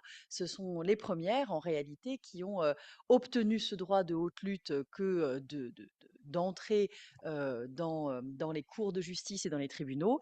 Et puis, c'est quelques années plus tard, bien des années plus tard, en réalité 40 ans plus tard pour ce qui concerne les magistrates, que la profession de magistrate sera, par exemple, ouverte aux femmes. Donc voilà, très heureuse de fêter cet anniversaire avec vous. Alors 125 ans, vous l'avez rappelé, d'entrée des femmes dans la profession d'avocat, et pour autant, eh bien, un constat qu'on pourrait dire contrasté, hein, sur l'accès des femmes aux postes les plus stratégiques, les plus visibles. Et j'ai écouté avec beaucoup d'attention tout ce qui a été dit tout à l'heure au cours de cette première table ronde, avec, à n'en pas douter, un certain nombre de constats d'abord, qui sont des constats communs. Des constats transversaux, des constats qu'on pourrait appeler finalement systémiques et qui dépassent, pour une réflexion qui a été posée tout à l'heure, qui dépassent en effet la question, le simple cercle des avocats et des avocates. Alors, pour ce qui concerne la magistrature, par exemple, donc entrée des femmes dans la magistrature en 1946, avec les chiffres, je voudrais vous donner quelques dates. La profession de magistrate devient strictement paritaire, c'est-à-dire 50% de femmes, 50% d'hommes, en 2000. Donc il y a 25 ans, bientôt 26 en réalité.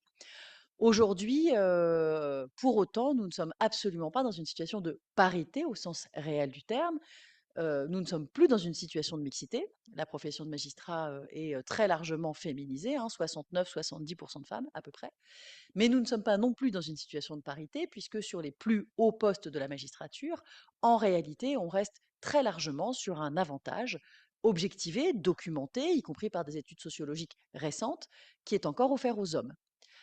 Par exemple, pour ne donner que quelques chiffres, parmi les postes de procureur de la République, on compte seulement 30-33%, entre 30 et 33% selon les années, de femmes, dans une profession à 70% de femmes.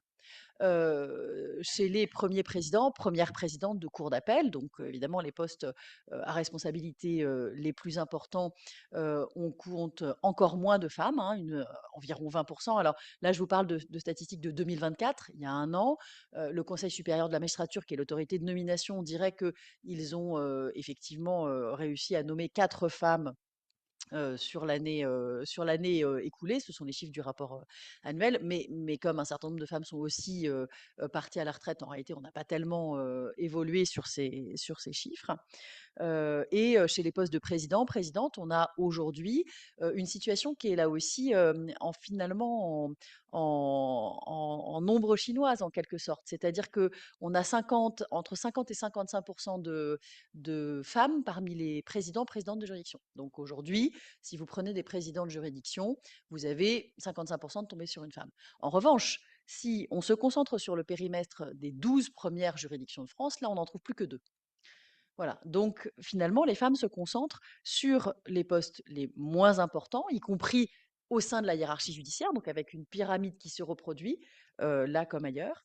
Et puis également avec une pyramide des âges aussi qui joue en leur défaveur. Elles rentrent plus tard dans les parcours qualifiants pour occuper les plus hauts postes, et par conséquent, elles n'atteindront jamais, mathématiquement, automatiquement, pour reprendre un adverbe qui a été utilisé tout à l'heure, au poste à responsabilité. Du reste, il n'aura échappé à personne qu'aujourd'hui, les 2 chefs de cour de la Cour de cassation sont tous les 2 des hommes, et que, effectivement, pour ce qui concerne les premiers présidents, nous avons eu 2 femmes en 80 ans, première présidente de la Cour de cassation, et il reste encore de nombreux postes qui n'ont jamais été confiés à une femme. Procureur général de la Cour de cassation, par exemple, ça n'a jamais été occupé par une femme.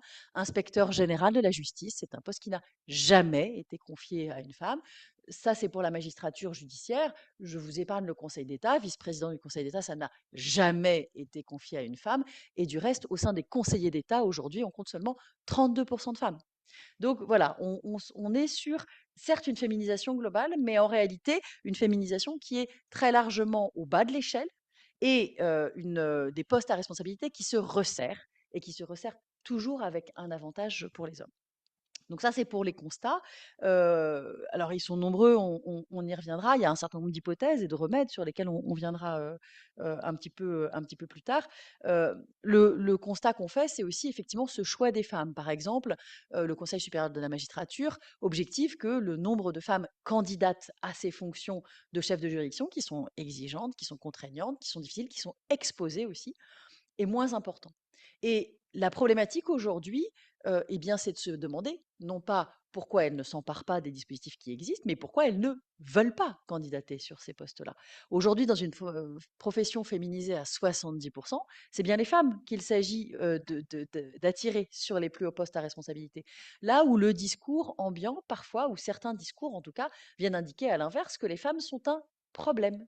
C'est vécu comme un problème, il y a trop de femmes, et comme elles ne veulent pas être chef de juridiction, chef de cour d'appel, bâtonnière, que sais-je, eh bien du coup, on a un problème de femmes. Or, en réalité, il faudrait se demander pourquoi ne veulent-elles pas accéder à ces fonctions et comment faire pour les attirer sur ces fonctions-là. On en a déjà un petit peu parlé tout à l'heure. Un des constats aussi, et je terminerai sur les constats pour ne pas monopoliser la parole, mais qui est documenté notamment par les sociologues, je pense notamment à Laurent Villemez et Johan de Mauly, qui ont étudié encore toutes ces dernières années, notamment depuis 2019, le corps de la magistrature dans son ensemble, c'est en réalité ce qu'ils appellent un engorgement des hommes au plus haut niveau. C'est-à-dire que pourquoi est-ce que les femmes n'y accèdent pas? Parce que les postes sont occupés par des hommes qui ont fabriqué une carrière qui les a qualifiés pour arriver là, et qu'aujourd'hui, évidemment, ils ne vont pas être démis de leurs fonctions. Voilà, d'une part, et que d'autre part, pendant ces 25 ans qui se sont écoulés, on n'a pas la profession, pour ce qui concerne les avocats, ou le corps de la magistrature n'a pas fabriqué des futurs chefs en capacité, au regard du cursus honorum, au regard des compétences à acquérir, au regard de l'expérience à acquérir, aussi bien que de la représentation qu'on a des postes de pouvoir, en capacité de les endosser naturellement. Donc il faut beaucoup se méfier de ces adverbes de naturellement, automatiquement. Ça ne vient pas automatiquement. 80 ans de femmes dans la magistrature. Aujourd'hui, on est à 25 ans de parité dans la magistrature, et on est toujours sur un constat qui est quand même très inquiétant sur la capacité de nos institutions à faire une place réelle, réellement égalitaire pour les femmes.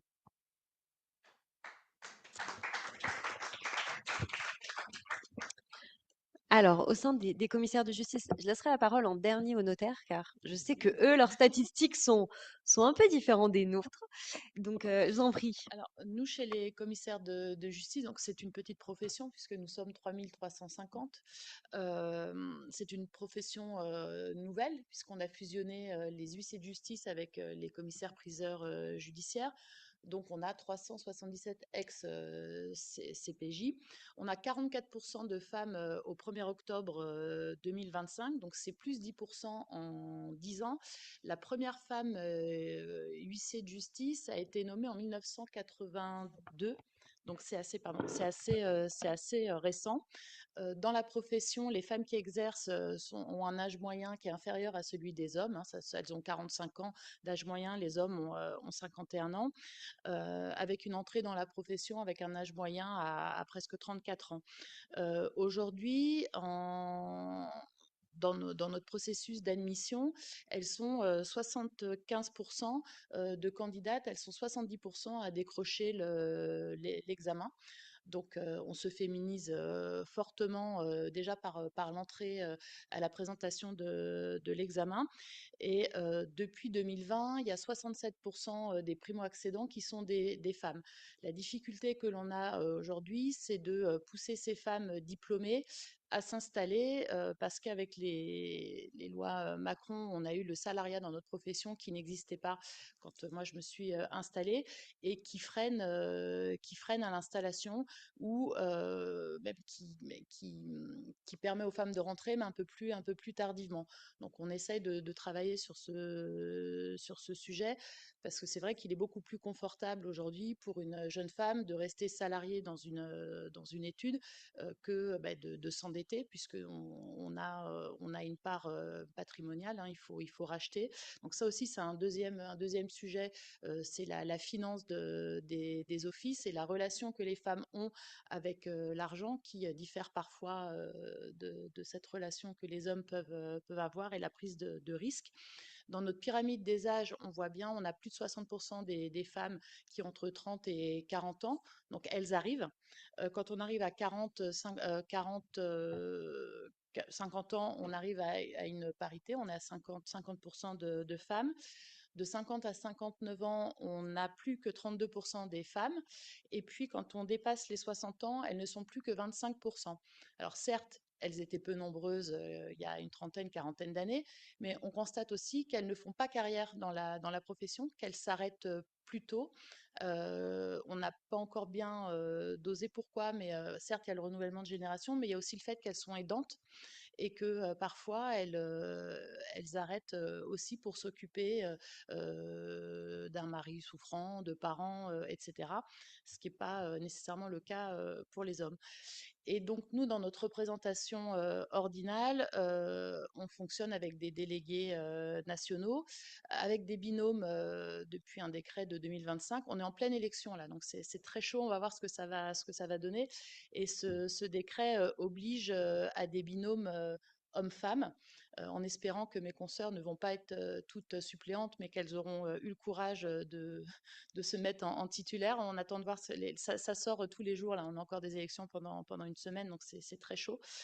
Aujourd'hui, on a 13 femmes déléguées, donc ça représente 27% de notre population, et on a seulement 8 femmes présidentes de région.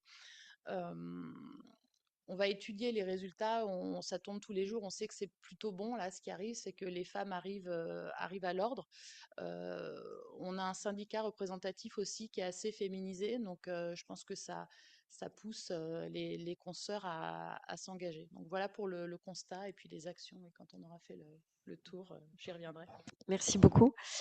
Et alors pour les notaires, Élodie Frémont, moi j'ai eu la chance d'assister au congrès des notaires et c'est vrai que le président, je ne sais plus si c'est le président du congrès ou le président du CSN, peut-être le CSN, c'est ça, hein, ouais, c'est Bertrand Savoy, a pris la parole et a décrit, avait dit qu'ils avaient réalisé une étude par l'INSEE sur le notaire type d'aujourd'hui. Et j'ai été la première surprise dans la salle quand il a dit, bah, c'est une femme de 35-45 ans, je crois. Et je me disais, mais ce n'est absolument pas moi-même. Je suis donc, comme tout le monde, pris par mes biais cognitifs et mes stéréotypes. Et je me suis dit, je n'avais pas du tout cette vision-là, en tout cas du notaire d'aujourd'hui. Mais je vous laisse la parole pour que vous nous en parliez plus amplement. C'est peut-être parce qu'on communique bien aussi. Non, mais toute la qualité en revient à Bertrand, qui est un excellent président. On ne peut pas toujours dire ça, mais bon, en l'occurrence, c'est un bon président. Si on doit parler chiffres, donc, pardon, mais je ne les ai pas tous retenus par cœur. Moi, je suis sur la Compagnie de Paris, qui est normalement le stéréotype notariat de type balsacien. Donc, en tout cas, moi, quand j'ai été nommée en 2004, pardon de ramener ça à ma petite paroisse, on était 10% de femmes, ce qu'on appelle notaires libéraux, c'est-à-dire installés. Autant vous dire qu'on n'était pas une ultra majorité. Et on souffrait beaucoup de sexisme. Alors, en plus, j'ai eu la mauvaise idée d'être dans les plus jeunes, donc j'ai eu le double effet qui se coule. Heureusement, ça a évolué en 21 ans. Ça a évolué à la fois très vite, mais très tard. Faut faire quand même cet aveu d'échec très tard. Mais ça a évolué très vite. Pour deux raisons. Pour une raison démographique d'abord. Pour ensuite une deuxième raison, ça je peux en faire le constat parce que j'enseigne également pour les futurs notaires, sur un vivier de 40 étudiants, futurs diplômés notaires qui sont en alternance, un peu comme vous, les avocats pendant les années d'alternance à l'école. Sur une promotion de 45 étudiants. Si on en a 6 à 8 hommes, c'est le bout du monde. Mais quand je dis c'est le bout du monde, c'est le bout du monde. À tel point qu'il ne faut pas avoir honte de le dire. En M2, c'est-à-dire avant que ça arrive à l'école du notariat, certaines facultés qui sont assez connues pour ça font use et abusent de la discrimination dans l'autre sens, qui est plus d'hommes dans leur promotion parce qu'il y a peut-être trop de filles. Alors, évidemment, le pourcentage s'égrène au fur et à mesure qu'on progresse dans l'échelon, j'allais dire. Sur la compagnie parisienne qui représente le 75, le 93, 94, sur 2060 notaires, il y en a 1219 qui sont des femmes, c'est quand même un gros pourcentage, 59%. Et au niveau national, on avoisine les 57,5% de femmes diplômées notaires. Diplômées notaires, absolument comme le statut de commissaire de justice, on a deux statuts dans le notariat. Avant, on avait un échelon hiérarchique qui était absolument affreux, plein de ségrégation. Enfin bon, bref, j'en ai encore des frissons. Aujourd'hui, on n'a plus que deux, parce qu'il y avait premiers clercs. Enfin, moi, j'appelais ça les vieux clercs, mais franchement, c'était les premiers clercs. Enfin bon, bref, et je vous laisse deviner quelle était la jante qui les représentait. Principal clerc, alors là, ça là, on avait touché le fond. Bref, tout ça pour dire que sur 57,5% de femmes, une ultra majorité sont salariées. C'est-à-dire que vous avez le notaire salarié ou le notaire libéral. Ultra majorité. Après, on a un peu avancé dans les démarches et dans les constats. Large majorité par choix, enfin par choix, par souhait. Et quand même certaines qui n'ont pas honte de dire que, notamment sur Paris, parce que là, l'échelon se resserre, sur les 59% pardon, de femmes notaires, 77% en sont salariées. Donc là, on n'est plus tout à fait à la promotion libérale. Alors, pour différentes raisons, un constat économique d'abord, il faut être très clair. La charge à Paris, elle coûte beaucoup plus cher que dans certains endroits en province. Ça, c'est très clair, c'est mathématique. Ensuite, toujours un constat démographique et sociologique. Un couple sur deux se sépare et vous l'avez dit très justement, je ne sais plus quelle était la première intervenante, il faut quand même être deux pour y arriver. Et c'est vrai que si on est mal accompagné, bah, ça commence mal. Et si on n'est pas du tout accompagné, moi je peux en témoigner, vous voyez, j'ai le portable enfant, le portable professionnel, ma super nounou, et on jongle comme on peut avec le syndrome de culpabilité, où je suis, est-ce que je fais, est-ce que je fais bien, est-ce que je fais pas bien. Ça, on ne peut pas faire autrement que de l'avouer, parce que c'est un constat sociologique qui malheureusement a tendance à émoustiller notre profession. En revanche, le constat que je peux faire aussi, c'est dans les futures générations enfin les jeunes générations de futurs notaires. Auparavant, j'avais la réflexion, je veux être notaire salarié parce que c'est moins de responsabilité. Le soir, je rentre plutôt chez moi. Aujourd'hui, j'ai plus du tout cette réflexion, en tout cas beaucoup moins. Et la majorité me disent, moi, je préfère être libérale, m'associer à deux, trois, pourquoi pas trois copines, mais pas forcément, pour avoir la liberté de choix de mon emploi du temps et peut-être moins avoir de pression de mon employeur qui risque de me dire il faut rester parce que machin, parce que bidule, etc. Et en général, ça se finit par une démission. Donc il y a vraiment un changement sociologique qui fait que dans le constat national, le chiffre est plus parlant et à mon avis mieux. C'est-à-dire que sur les 57,5% de femmes, bah là pour le coup, il y en a 44% qui finissent notaires libéral. Donc on est loin des 70% parisiens qui sont notaires salariés et qui accèdent pas au statut de libéral. C'est tant est que ce soit un statut. Voilà pour les chiffres. En matière d'étudiants, pour en revenir à ce que je disais tout à l'heure, ça par contre c'est un peu tristoun. On forme beaucoup de diplômés notaires, on forme beaucoup de femmes diplômées notaires, largement majoritaires, et malheureusement elles ne finissent pas toutes dans le notariat, voire même plus rarement dans le notariat. Très souvent, il y a des débauches dans le milieu bancaire, dans le milieu de l'assurance, voilà, on va dire dans des statuts de salariés juridiques avec une idée peut-être que l'emploi du temps sera moins lourd en charge mentale, parce que même s'il est peut-être moins lourd en facial, peut-être qu'en charge mentale, c'est moins important. Bon, je ne sais pas, je suis pas capable de le dire et je manquerais d'objectivité. Toujours est-il que les chiffres sont là, on est largement en progression, mais en matière de représentation et non pas de représentativité, nous avons eu sur la Compagnie de Paris seulement 2 femmes présidentes de chambre. On dirait on n'est pas très nombreux, ça tourne vite, mais enfin quand même que 2 femmes. Et alors pire, au niveau national, une seule. Il n'y en a pas eu 150, il n'y en a eu qu'une. Donc voilà, elle était extraordinaire, elle était très combative, elle était extrêmement bien épaulée par son conjoint, je dois l'avouer. Je dois l'avouer qu'il était vraiment très très présent, mais une seule. Donc les rangs s'assouplissent en matière de représentation, c'est-à-dire que au niveau de la chambre des notaires, quand il y a des séances, on est 27 membres de chambre. Là, pour le coup, la majorité des membres de chambre sont des femmes. Mais par exemple, de mon temps, en 2004, quand j'étais élue membre de chambre, faisant partie des fameux 10%, vous imaginez bien qu'il y a différentes fonctions, et vous l'avez très bien dit sur ma gauche, il y a des fonctions de trésorier, Ça, c'est une fonction de mec, c'est pas possible. Il y a les fonctions de ce qu'on appelle syndic. Chez nous, le premier syndic, c'est l'équivalent du procureur de la République. Ça, c'est forcément un mec parce qu'il faut taper dessus, ça c'est sûr. Donc, on m'a dit, bah, Élodie, tu seras à la communication. Bah oui, forcément.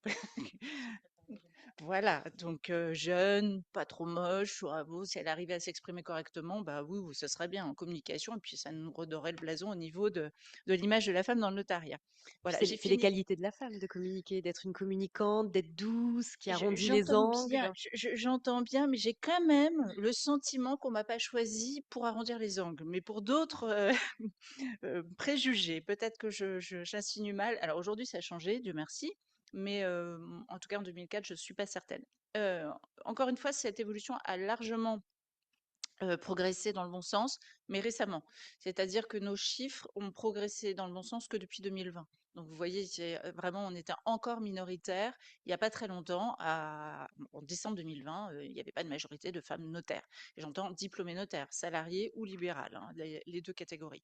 Donc franchement, voilà, on peut se glorifier aujourd'hui d'avoir beaucoup évolué, notamment, et je trouve que mathématiquement, ça pour le coup, on peut s'en féliciter, c'est que à la fois le nombre de femmes a progressé en salariat, en libéral côté notaire, mais le nombre de notaires a énormément progressé. Donc ça veut dire que la proportion, on a quand même un petit effet levier. Donc sur 3 ans, en tout cas sur la compagnie parisienne, on a triplé sur 3 ans. C'est énorme chez nous. On était, vous imaginez, un petit peu à huis clos, 400 en 2004. Aujourd'hui, on est presque 2500 sur Paris. C'est allé très très vite. Toujours est-il que c'est allé très vite, mais la proportion de femmes a progressé depuis 5 ans. Voilà pour le constat. Et est-ce que cette progression de femmes qui a progressé depuis 5 ans, est-ce que c'est lié au fait qu'il y a eu ces décrets Macron qui ont permis la création d'études de manière enfin, un peu plus simple, pas vraiment plus simple, mais en tout cas peut-être moins cher. Je ne sais pas si vous les avez eu aussi, vous, pour les commissaires Oui, de oui, justice. nous on l'a eu, mais sur la liberté enfin, ce qu'on appelle la liberté d'installation et le tirage au sort, c'est moite-moite. Enfin, je veux dire, il y a Ouais. 53% de femmes, donc ça, voilà, ça n'a pas favorisé l'installation des femmes. Et le constat que l'on fait, c'est que le- les, les- les libertés, enfin les plaques offertes, quand elles sont offertes à des femmes, souvent, on est dans des zones territoriales difficiles. Moi, mes consoeurs, elles sont jeunes, elles sont seules, elles sont en âge de maternité. C'est compliqué. Donc, c'est pas un cadeau non plus, le tirage au sort et la liberté d'installation, parce que certes, il n'y a plus la charge financière, mais on les met en difficulté d'exercice et en difficulté financière parce qu'elles se retrouvent seules au milieu de nulle part pour exercer. Euh, donc, bon, c'est pas. Et du coup, je rebondis parce que moi, ça m'a même pas traversé l'esprit. Bien évidemment qu'on n'a jamais eu de femme présidente de chambre. On a une vice-présidente parce qu'avec la fusion des professions, on a pris Agnès Carlier, que je représente ce soir, qui m'a demandé d'être là en vice-présidente pour faire un binôme. Voilà. Et après, en effet, les postes de trésorier sont les hommes, les postes de secrétariat général, de temps en temps, c'est une femme, mais ce sont des hommes. Et à la Chambre de Paris, je pense qu'on a le même président depuis 15 ans, 20 ans, et que c'est pas prêt. Alors, il y a aussi ce côté où les hommes s'accrochent à leur poste. C'est pour ça que nous, dans notre pyramide des âges, ils continuent très tard parce que tous ces postes qui sont pas simplement honorifiques, je pense qu'ils travaillent un petit peu, mais voilà, on aime bien avoir, ces postes. On est quand même dans des professions d'officiers publics et ministériels où on est quand même assez fiers d'être appelé maître, d'avoir des fonctions ordinales. Donc, bon, ça aussi, c'est un autre sujet. Oui, pour répondre à votre question, oui, nous, dans le notariat, ça a beaucoup joué. Tout d'abord parce que, pardon de briser les tabous, mais je le fais ce soir. Avant, les tirages, excusez-nous, mais nous, on appelle ça les tirés au sort Macron. On les appelle comme ça. Bon, mais c'est pas péjoratif, c'est pas, voilà, au contraire. Mais avant que ce tirage au sort n'existe, pour avoir la possibilité d'acquérir une charge, il fallait passer devant nos pairs et donc devant cette espèce de conseil, on va l'appeler comme ça, largement représentée par la jante masculine, évidemment, mais surtout, et là, la faute à personne, si, c'était écrit dans les textes, et puis après, c'est devenu un usage. Au début, c'était dans les textes, après, c'était un usage. L'association avant 45 ans était impossible. mais vraiment impossible pour 2 raisons. C'est d'abord, on demandait un apport financier qui était extrêmement conséquent. On demandait notamment sur des charges d'apporter plus de 20 au moins 20 d'apport personnel. Donc voilà, suivant le préjugé, si on n'est pas fils de notaire, on n'y arrive pas. Bon, bah, alors je suis le contre-préjugé, mais je n'avais pas 20 mais voilà, c'était quand même les cas. Ensuite, en dessous de 45 ans, pas possible. Et troisièmement, avec, alors ça c'était très discriminant, on demandait souvent le cautionnement du conjoint. Oui, alors ça c'était pas très agréable non plus. Et, et donc, bah, plus de 45 ans, on peut imaginer qu'une femme, elle va pas attendre 45 ans pour s'installer et que, bah, voilà, ayant des enfants, moi je me souviens de la première réflexion qu'on m'a faite quand je me suis installée, j'ai été nommée, j'ai brisé les tabous à 29 ans grâce à l'appui de mon prédécesseur et de la présidente de chambre qui était la première. Mais la première chose qu'on m'ait dite, et c'est une femme qui me l'a dit, elle a dit: «Bah, j'espère que tu as une bonne nounou, il faut que tu la payes très cher parce que sinon tu pourras jamais continuer dans la profession». Donc c'est pour vous dire. Aujourd'hui, grâce au tirage au sort, bah, il y a des jeunes femmes qui ont pas besoin d'attendre 45 ans pour être, notaire libéral et qui n'ont pas ce souci économique puisque la charge est gratuite. Et je me demandais, parce que comme je vous disais, nous, au sein de la profession, on est paritaire, hein, c'est-à-dire qu'il y a, en tout cas au Conseil national des barreaux, il y a autant de femmes que d'hommes. Dans les conseils de l'ordre, il y a autant de femmes que d'hommes, excusez-moi. Même si, ouais, même si se pose la question, en effet, nous on a voté pour la suppression du binôme. Mais il y a quand même une question de carence qui va se poser, c'est-à-dire qu'il y a des barreaux où il n'y a pas assez d'hommes, il y a des barreaux où il n'y a pas assez de femmes. C'est-à-dire que techniquement, compte tenu du fait qu'il y a un moment, on ne peut pas renouveler les mandats ad vitam aeternam, on ne peut pas être élu de manière perpétuelle au sein d'un conseil de l'ordre, il y a des barreaux où techniquement, il n'y a pas assez d'hommes, il n'y a pas assez de femmes. Et donc, ils sont là, ils nous disent, bah, qu'est-ce qu'on fait on fait quoi des postes qu'on n'arrive pas à pourvoir?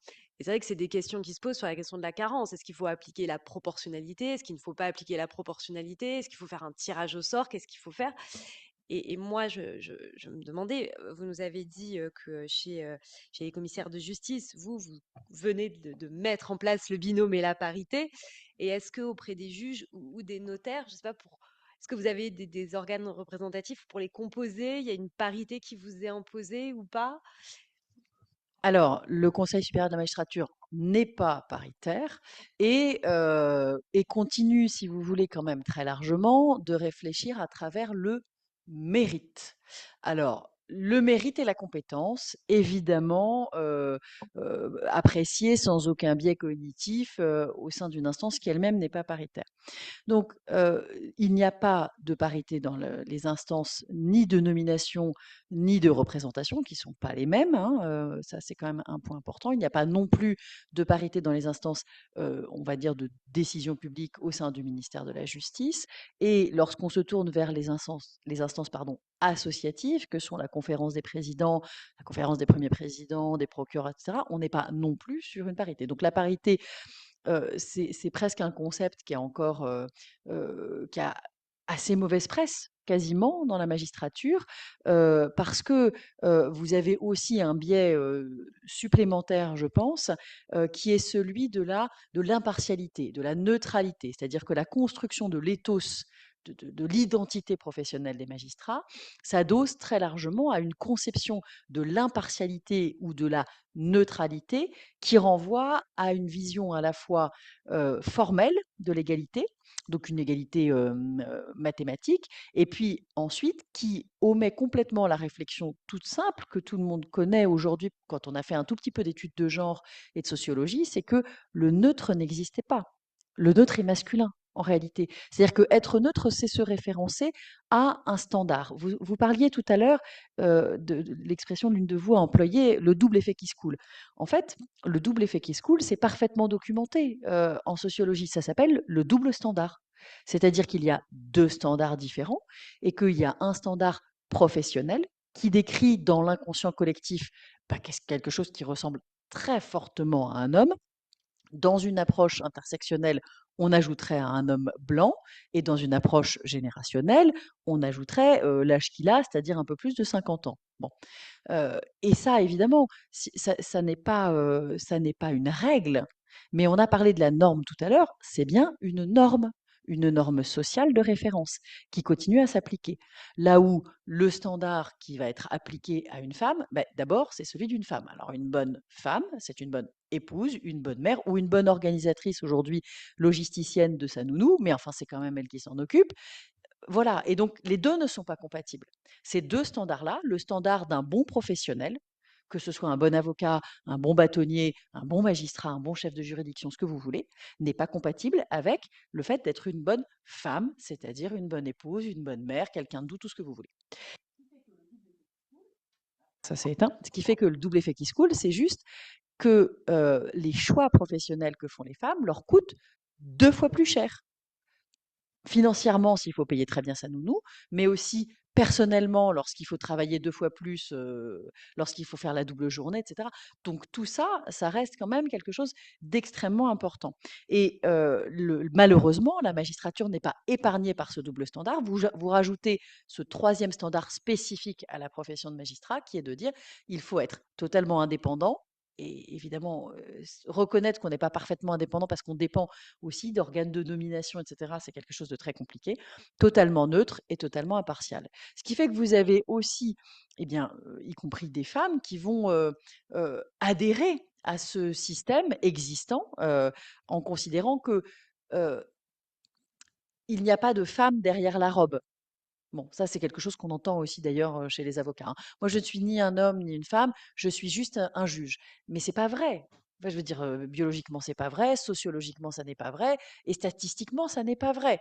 Donc, venir annoncer des contre-vérités pour se sentir légitime, c'est finalement aussi freiner la progression de la représentativité d'une part des femmes, et puis d'autre part, de la représentation qu'on peut avoir aussi de la profession.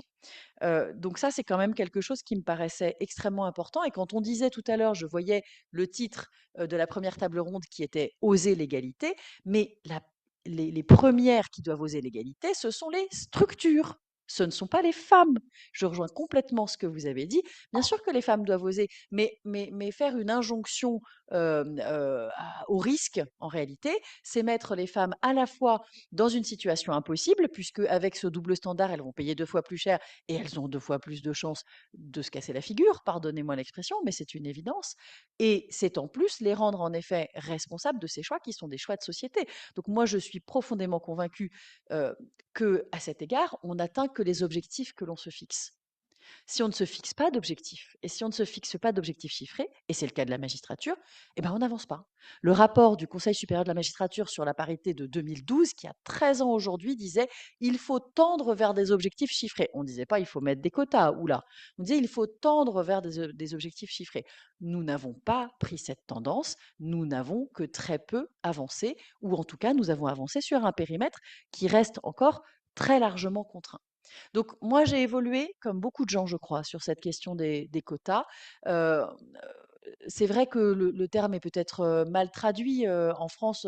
Quand on parle de discrimination positive, les Américains, je crois, utilisent le terme de affirmative action, ce qui me paraît beaucoup plus pertinent en réalité comme approche et pour obtenir les résultats qu'on cherche. Si on ne fixe pas d'objectif, alors il peut être de parité, il peut être de représentativité. Et vous disiez, ça c'est Morgane Boucher qui disait tout à l'heure, commençons déjà par un objectif de parité, 50-50. On n'y est pas du tout. Commençons déjà par ça.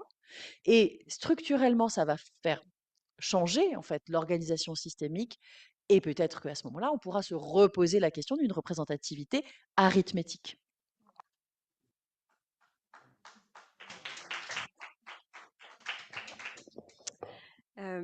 Et vous, au sein du CSN, est-ce qu'il y a il y a des quotas qui sont, enfin des quotas, je ne sais pas si c'est le bon terme, mais des chiffres qui sont imposés, des objectifs qui sont fixés, de dire il faut que la composition du CSN soit paritaire ou il y a... Alors, sur nos instances à proprement parler, c'est-à-dire la représentativité au niveau des instances à huis clos, j'allais dire. C'est-à-dire, je vous ai parlé de la Chambre des notaires de Paris, c'est 27 membres. Là, en effet, il y a des quotas et il y a des. C'est pire, enfin, c'est pire, non, c'est bien. Ce ne sont pas des quotas, c'est qu'on doit représenter il faut absolument un membre de chambre d'une petite étude, un membre de chambre d'une grosse étude, un membre de chambre notaire salarié, enfin, bon, bref, on doit répondre à un maximum de représentation. Non genré. Oui, oui, oui, oui. Oui, oui. Et au niveau national, c'est à peu près la même chose.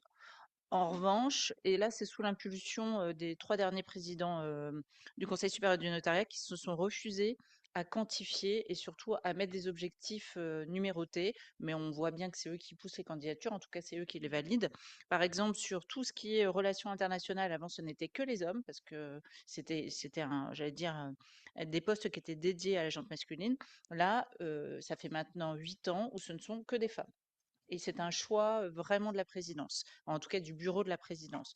De la même façon, sur d'autres domaines, notamment, je parlais tout à l'heure de tout ce qui était trésorerie, bah, sur le domaine comptable, de la même façon, il a été demandé une parité et que ce soit du 50-50. Il y a 5 membres et il y a 3 femmes et 2 hommes. Et c'est un choix aussi. C'est pas écrit, c'est pas quantifié, c'est pas dans des textes, mais depuis 8 ans, la présidence pousse à ça. Oui. Il y a une pratique qui s'installe pour imposer quand même cette parité, ce qui est positif. Et Oui, parce qu'on s'est retrouvé exactement dans la réflexion que vous avez faite tout à l'heure. On était très enquiquinés. J'ai participé à ces ateliers. J'ai trouvé ça d'ailleurs très intéressant. À la fois contraindre et à la fois motiver. C'est-à-dire parce que quand vous contraignez et quand vous donnez des injonctions, bah, vous êtes obligé d'y aller, mais même en tant que femme, bah, vous avez peut-être pas la même motivation. Alors que dès lors que les candidatures étaient, sur la table ronde précédente, c'est ce qui était indiqué, je suis tout à fait d'accord avec ce qu'avait dit Christine Lagarde, faut aller chercher. Et donc, quand on propose en disant, au fait, on a pensé à toi parce que tu as telle qualité sur la relation internationale, oui, mais il y aura, oui, des déplacements en Chine, au Vietnam, etc. Eh ben, la personne dira bien volontiers oui, et ça doublera la motivation plutôt que de dire, au fait, on a des quotas à remplir et tu fais partie des 50%, ce serait bien que tu t'y colles. Moi, je me souviens quand j'étais membre de chambre, encore une fois, un membre de chambre, là, il y a des quotas très affirmés. On m'avait proposé et j'ai outrage un magistrat, pardon. J'ai dit: «Non, je veux pas y aller» et on m'a dit: «Mais on ne dit jamais non quand on propose, d'être membre de chambre. Ça ne se fait pas». Bon, bref, tout ça pour dire qu'il y a des quotas, mais pour le reste, ça a quand même évolué et c'est dans le bon sens. Ouais, nous, on est vraiment très jeunes dans ces démarches, donc on vient simplement d'avoir nos histoires de binômes. Mais par contre, depuis plusieurs années, on sensibilise quand même les femmes hein, à épouser ce métier d'huissier, de commissaire de justice. Et on a commencé par la sensibilisation dans les facultés. Moi, j'ai tenu un atelier de professionnalisation à Paris 2. Et l'idée, c'était de montrer à ces jeunes femmes qui étaient étudiantes en droit qu'il n'y avait pas que les hommes qui avaient une autorité naturelle, qu'il n'y avait pas que les hommes qui avaient de la force et qui avaient des compétences techniques, autorité naturelle ben, pour procéder à des expulsions, pour procéder à des saisies mobilières, force pour mettre un sabot à une voiture, pour ouvrir une porte. Hein. J'ai un serrurier, comme mon associé avait un serrurier, c'est pas lui qui ouvrait la porte. Et puis les compétences techniques, oui, je suis capable d'informatiser mon étude. Je touche ma bille en informatique, désolé. Oui, je suis capable de monter sur un toit. Oui, je suis capable de faire un constat de voirie, de BTP, informatique, etc. Donc, on a déjà commencé par ça il y a une vingtaine d'années, parce qu'en fin de compte, c'était un métier où les femmes n'allaient pas. On allait dans la magistrature, on allait dans l'avocature, on allait chez les notaires avec une impression d'avoir un métier protecteur et non pas un métier de terrain, puisque nous, notre métier, c'est l'extérieur, enfin, c'est ce qu'on appelle l'extérieur. On est là, voilà, mais on est en jean basket et on est dehors, dans les zones urbaines, dans les zones de campagne. Enfin voilà. Donc c'était un métier qui était déjà vraiment très marqué par les hommes. Et on a eu la chance du président actuel, de notre bureau actuel, que notre président, suite quand même à des remontées de consoeurs assez bienveillantes, demande à ce que la féminisation de la profession soit une priorité de son mandat. Il en a fait une priorité de son mandat. On lui a demandé de créer une commission parité-égalité. J'aurais bien aimé qu'il en soit le président, mais il a donné bien évidemment la présidence à sa vice-présidente, sinon c'est pas drôle. Donc du coup, dans cette commission, on est peu de femmes, mais on a pu avancer. On a avancé en interpro parce qu'on estimait que c'était pas une question de commissaire de justice, c'était une question interprofessionnelle, que dans les professions libérales et notamment chez les officiers publics et ministériels, donc les notaires, les greffiers de commerce et les avocats à la Cour de casse et au Conseil d'État, on devait, nous, les OPM, prendre cette question à bras-le-corps et la traiter. Donc, on a écrit en interpro une charte parité-égalité qu'on a présentée au ministère de la Justice en mars dernier.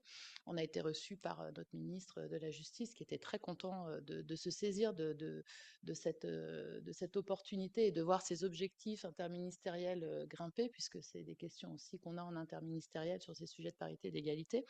Et dans cette charte, on s'est engagé, ces 4 professions, à créer un observatoire et à relever les chiffres et à voir comment avançait la progression, notamment dans la représentation de nos métiers, de promouvoir cette culture de l'égalité au sein de nos métiers, de promouvoir cet équilibre homme-femme et aussi cet équilibre vie privée, vie perso.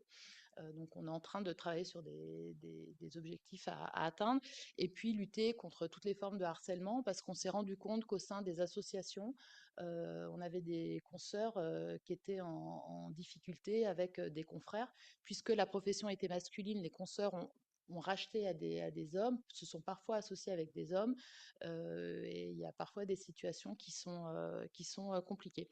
Et on a mis en place une formation leadership qu'on a volontairement appelée formation leadership au féminin pour faire un peu râler les confrères et les consoeurs, parce qu'il y a certaines consoeurs qui trouvaient le titre pas approprié, mais c'était voulu pour provoquer, pour arriver en fin de compte à la conclusion que le leadership n'est pas masculin ou féminin. Et on a fait un tour de France, on a fait 5 villes, on a formé une cinquantaine de consoeurs en 2025 et on a sensibilisé sur ces sujets de leadership, sur ces sujets d'engagement ordinal. Hein, et puis, on a eu des témoignages assez forts de consoeurs de tout âge confondu, tout niveau de carrière, avec des vraies souffrances chez les jeunes et les moins jeunes sur cette féminisation de la profession, avec des histoires de vie assez compliquées. Donc, on va continuer, j'espère, en 2026. C'est pour ça que j'attends le résultat des élections. On va continuer à un niveau 2 sur ces formations leadership pour que les consoeurs apprivoisent cette profession. Et donc, je regarde madame, mais en effet, changer nos organisations et changer notre façon de travailler et changer notre organisation aussi ordinale parce que c'est plus adapté pour le coup. L'organisation du travail chez nous, elle ne correspond pas à la représentation de sa population actuelle et de la population à venir. On a mis en place une prime maternité puisqu'on n'a pas de congé maternité. Moi, je me suis arrêtée une semaine pour chacun de mes enfants parce qu'il fallait que je fasse tourner ma boutique, comme on aime à le dire. Donc, on a mis en place une prime maternité de 7 500 € sans condition. L'idée, c'est l'aide au maintien et c'est pour inciter les consoeurs, pendant les mois difficiles, de pouvoir se payer la bonne nounou. Parce que moi, pendant des années, j'ai travaillé pour payer ma bonne nounou, pour payer mes impôts, pour payer mon emprunt. Au bout du bout, il me restait pas grand-chose. Donc, heureusement, je rebondis sur Morgane qui est partie, j'avais la bonne personne, j'avais choisi le bon conjoint. Après avoir choisi le métier, j'avais choisi le métier, ensuite j'avais choisi le bon conjoint. J'ai peut-être fait les choses dans le bon ordre. Donc voilà, enfin, on est une profession en plein mouvement qui s'est féminisée tardivement mais très vite. Et je pense qu'on tient le bon bout et que de se faire aider, comme vous le suggériez tout à l'heure, par des coachs en leadership pour notre profession et d'avoir un président de l'ordre qui a accepté cette formation, parce que cette formation, elle est financée par l'ordre. On fait payer les consoeurs, mais vraiment un minima pour dire que c'est pas gratuit. Mais on a vraiment un bureau actuel qui a joué le jeu de la féminisation de la profession et qui accompagne la féminisation. Donc ça, c'est assez fantastique parce que je vois que c'est pas toujours le cas. Et ce que je remarque, au vu de vos expériences, que ce soit chez les notaires ou chez les commissaires de justice, c'est que, dans cette question de savoir est-ce que, on doit contraindre ou est-ce qu'on doit, motiver, en fait, qui est toujours un peu le sujet, c'est-à-dire, est-ce qu'on met quelqu'un là parce qu'il nous faut un quota ou est-ce qu'on met la bonne personne au bon endroit? Je remarque que dans vos 2 professions, il y a eu cette féminisation qui a été forte et qui a quelque part un peu poussé vos présidents à se dire: «Bon, il y a une féminisation qui existe. Je vais pas faire l'idiot derrière mon truc à me dire non, non, non, non, c'est les hommes et rien que les hommes, et on reste sur le modèle ancien, et qui ont accepté, même sans contrainte textuelle, hein, mais qui ont accepté en disant bon, allez, il faut qu'on y aille, parce qu'en fait, il faut prendre le train en marche, sinon il va nous passer devant et ça sera peut-être pire à ce moment-là, quoi. Et Et je trouve qu'en effet, c'est intéressant. Nous, par exemple, au barreau de Paris, il était devenu égalitaire avant que la loi impose d'avoir des binômes hommes-femmes. Et certains ont dit, bah, peut-être que si on n'avait pas eu cette loi-là, le Conseil de l'ordre serait devenu majoritairement féminin. Mais ça, après, c'est de la spéculation et on n'en sait rien. Et c'est vrai qu'avoir ce dosage, c'est intéressant et c'est aussi la force du collectif qui est derrière, qui impose ce dosage-là. Donc ça, c'est vrai que c'est des sujets qui sont intéressants aussi, nous, au sein de notre profession. C'est aussi ça qui pousse, je pense, à des évolutions, même si pour l'instant, comme on dit toujours, ça arrive, mais ça arrive peut-être trop lentement et peut-être pas au poste complètement à responsabilité. On arrive vers la fin de notre heure de la table ronde. Je ne sais pas s'il y a des questions dans la salle ou s'il y a des volontés de partager des expériences. Non. Nawel, peut-être que je te laisse, sauf si vous voulez dire un mot de fin, mais sinon, je te laisse conclure.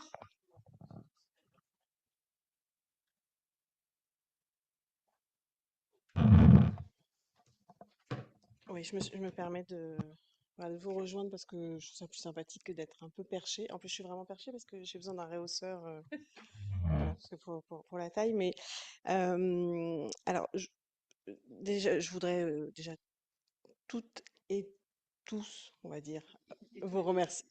Et tout seul, vous remercier d'avoir pris le temps de venir échanger, partager et écouter.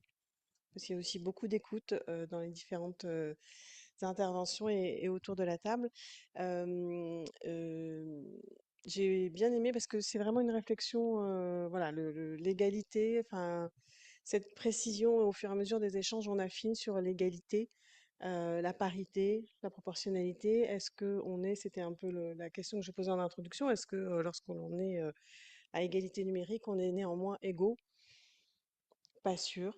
J'en suis pas convaincue en vous ayant écouté ce soir dans le sens où j'aime bien cette idée que j'avais comprise. Vous me direz si c'est la bonne compréhension du fait que euh, la coexistence, enfin, il y a une différence entre être égalitaire numériquement, c'est-à-dire que si on est à 50-50, voire quand bien même on serait plus nombreuses, si on ne se rencontre pas, et si on ne partage pas, si on ne détermine pas un commun, une troisième voie qui peut être commune dans la façon de fonctionner, la façon de travailler, la façon de réfléchir et j'allais dire, de faire société, en tout cas de créer ce collectif, ben, on aura effectivement des entités qui seront parallèles, mais qui ne se parleront pas. Et finalement, ben, on n'aboutira pas. Donc, au mieux, on aura deux cultures qui vont éventuellement coexister, peut-être s'ignorer, au pire,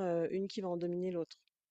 Ce qui est un petit peu le cas parce que manifestement, le constat est partagé et d'ailleurs, si on avait trouvé une solution, je pense qu'elle aurait circulé hein, dans les différentes professions. Mais c'est vrai que dans les trois professions, quatre, pardon, professions, on est majoritaire, sauf erreur de ma part, et pour autant, dès qu'on s'approche des lieux de pouvoir ou en tout cas sur la représentation, on reste néanmoins, et ce, quelle que soit l'antériorité, hein. Nous, c'est 125 ans, les magistrats à peu près 80, enfin, voilà, donc il y a encore des choses à trouver, mais je trouve que, en tout cas, cette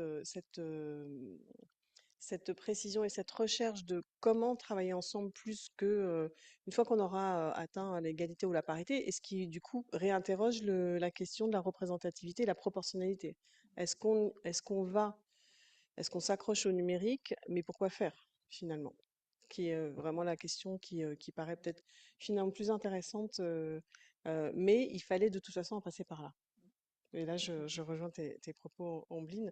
Donc, je vous remercie beaucoup parce qu'on va continuer à cheminer et je pense qu'une discussion, en tout cas interprofessionnelle, si ce dialogue peut perdurer au-delà même de nos mandats respectifs individuels, hein, puisque évidemment, on a vocation à transmettre et à se relayer les uns et les autres. Il y a quand même, et on le constatait vendredi matin, nous avons organisé un colloque pour les 15 ans de l'ordonnance de protection. Euh, la commission égalité, donc encore une fois, et on faisait le constat que nous n'avions aucun homme intervenants sur le sujet et finalement très peu d'hommes impliqués sur ce sujet-là. Et donc encore le constat que on est dans cette réflexion de voilà, ce sont des sujets de femmes qui ne concernent qu'eux, etc., etc. Alors que la réalité sociologique est évidemment bien différente. Donc on a encore du travail à faire et toujours avec cette interrogation sur l'incitation ou la contrainte. Voilà, alors au CNB, on est plutôt sur l'incitation. Mais voilà, c'est un temps long et c'est un engagement de tous les jours que nous avons, en tout cas sur lequel nous essayons de convaincre. Merci infiniment de vos interventions. Ne partez pas tout de suite, tout de suite. J'avais quelques informations à vous donner. Déjà, d'une part, je souhaitais remercier donc tous les membres de la commission égalité euh, qui ont organisé cette soirée de réflexion. Euh, Anne-Laure Casado, donc, que vous avez entendu et qui est présente ce soir. Sylvia Rizzi, qui est à distance et est vice-présidente de la commission égalité. Laetitia Marchand, Benjamin Fidler, qui était présente également. Car bon, de c'est ce que vous avez entendu. Et moi-même, un petit peu de loin pour l'organisation, d'une part.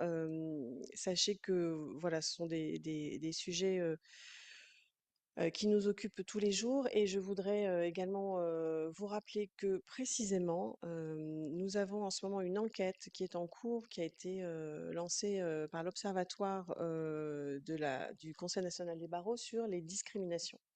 Donc c'est une enquête en ligne que vous avez toutes et toutes reçues, avocats et avocates. Il y a à peu près une quinzaine de jours. Vous avez environ jusqu'au 15 décembre pour y participer. Et précisément, ça nous permettra de renseigner, de documenter les expériences de discrimination, notamment en raison du genre ou du sexe, qui sont des données très importantes qui nous permettent aussi voilà, de voir si ça bouge un petit peu. Pourquoi? Comment? Est-ce qu'on a les mêmes chiffres qu'on avait pu, notamment récolter, grâce à une initiative de l'Union des jeunes avocats, par l'intermédiaire du défenseur des droits qui avait fait une enquête de cette nature en 2018. Voilà, donc on a vocation à renouveler, cette enquête, très régulièrement. On espère, une fois tous les 3 ans, pour créer un baromètre justement, des discriminations et en miroir peut-être un baromètre de l'égalité. Voilà, donc ben, merci encore infiniment. Je ne serai pas plus longue et ben, je nous dis au moins au 8 mars, sinon à d'autres occasions, puisque chaque année, bien évidemment, nous organisons un événement à cette occasion pour les droits des femmes le 25 novembre, comme on le fait chaque année, mais en tout cas sur des étapes intermédiaires et je suis contente qu'on ait pu avoir ce temps dédié à l'entrée des femmes de la profession, puisque nous ne sommes pas prêtes d'en sortir, manifestement. Voilà, très bonne soirée.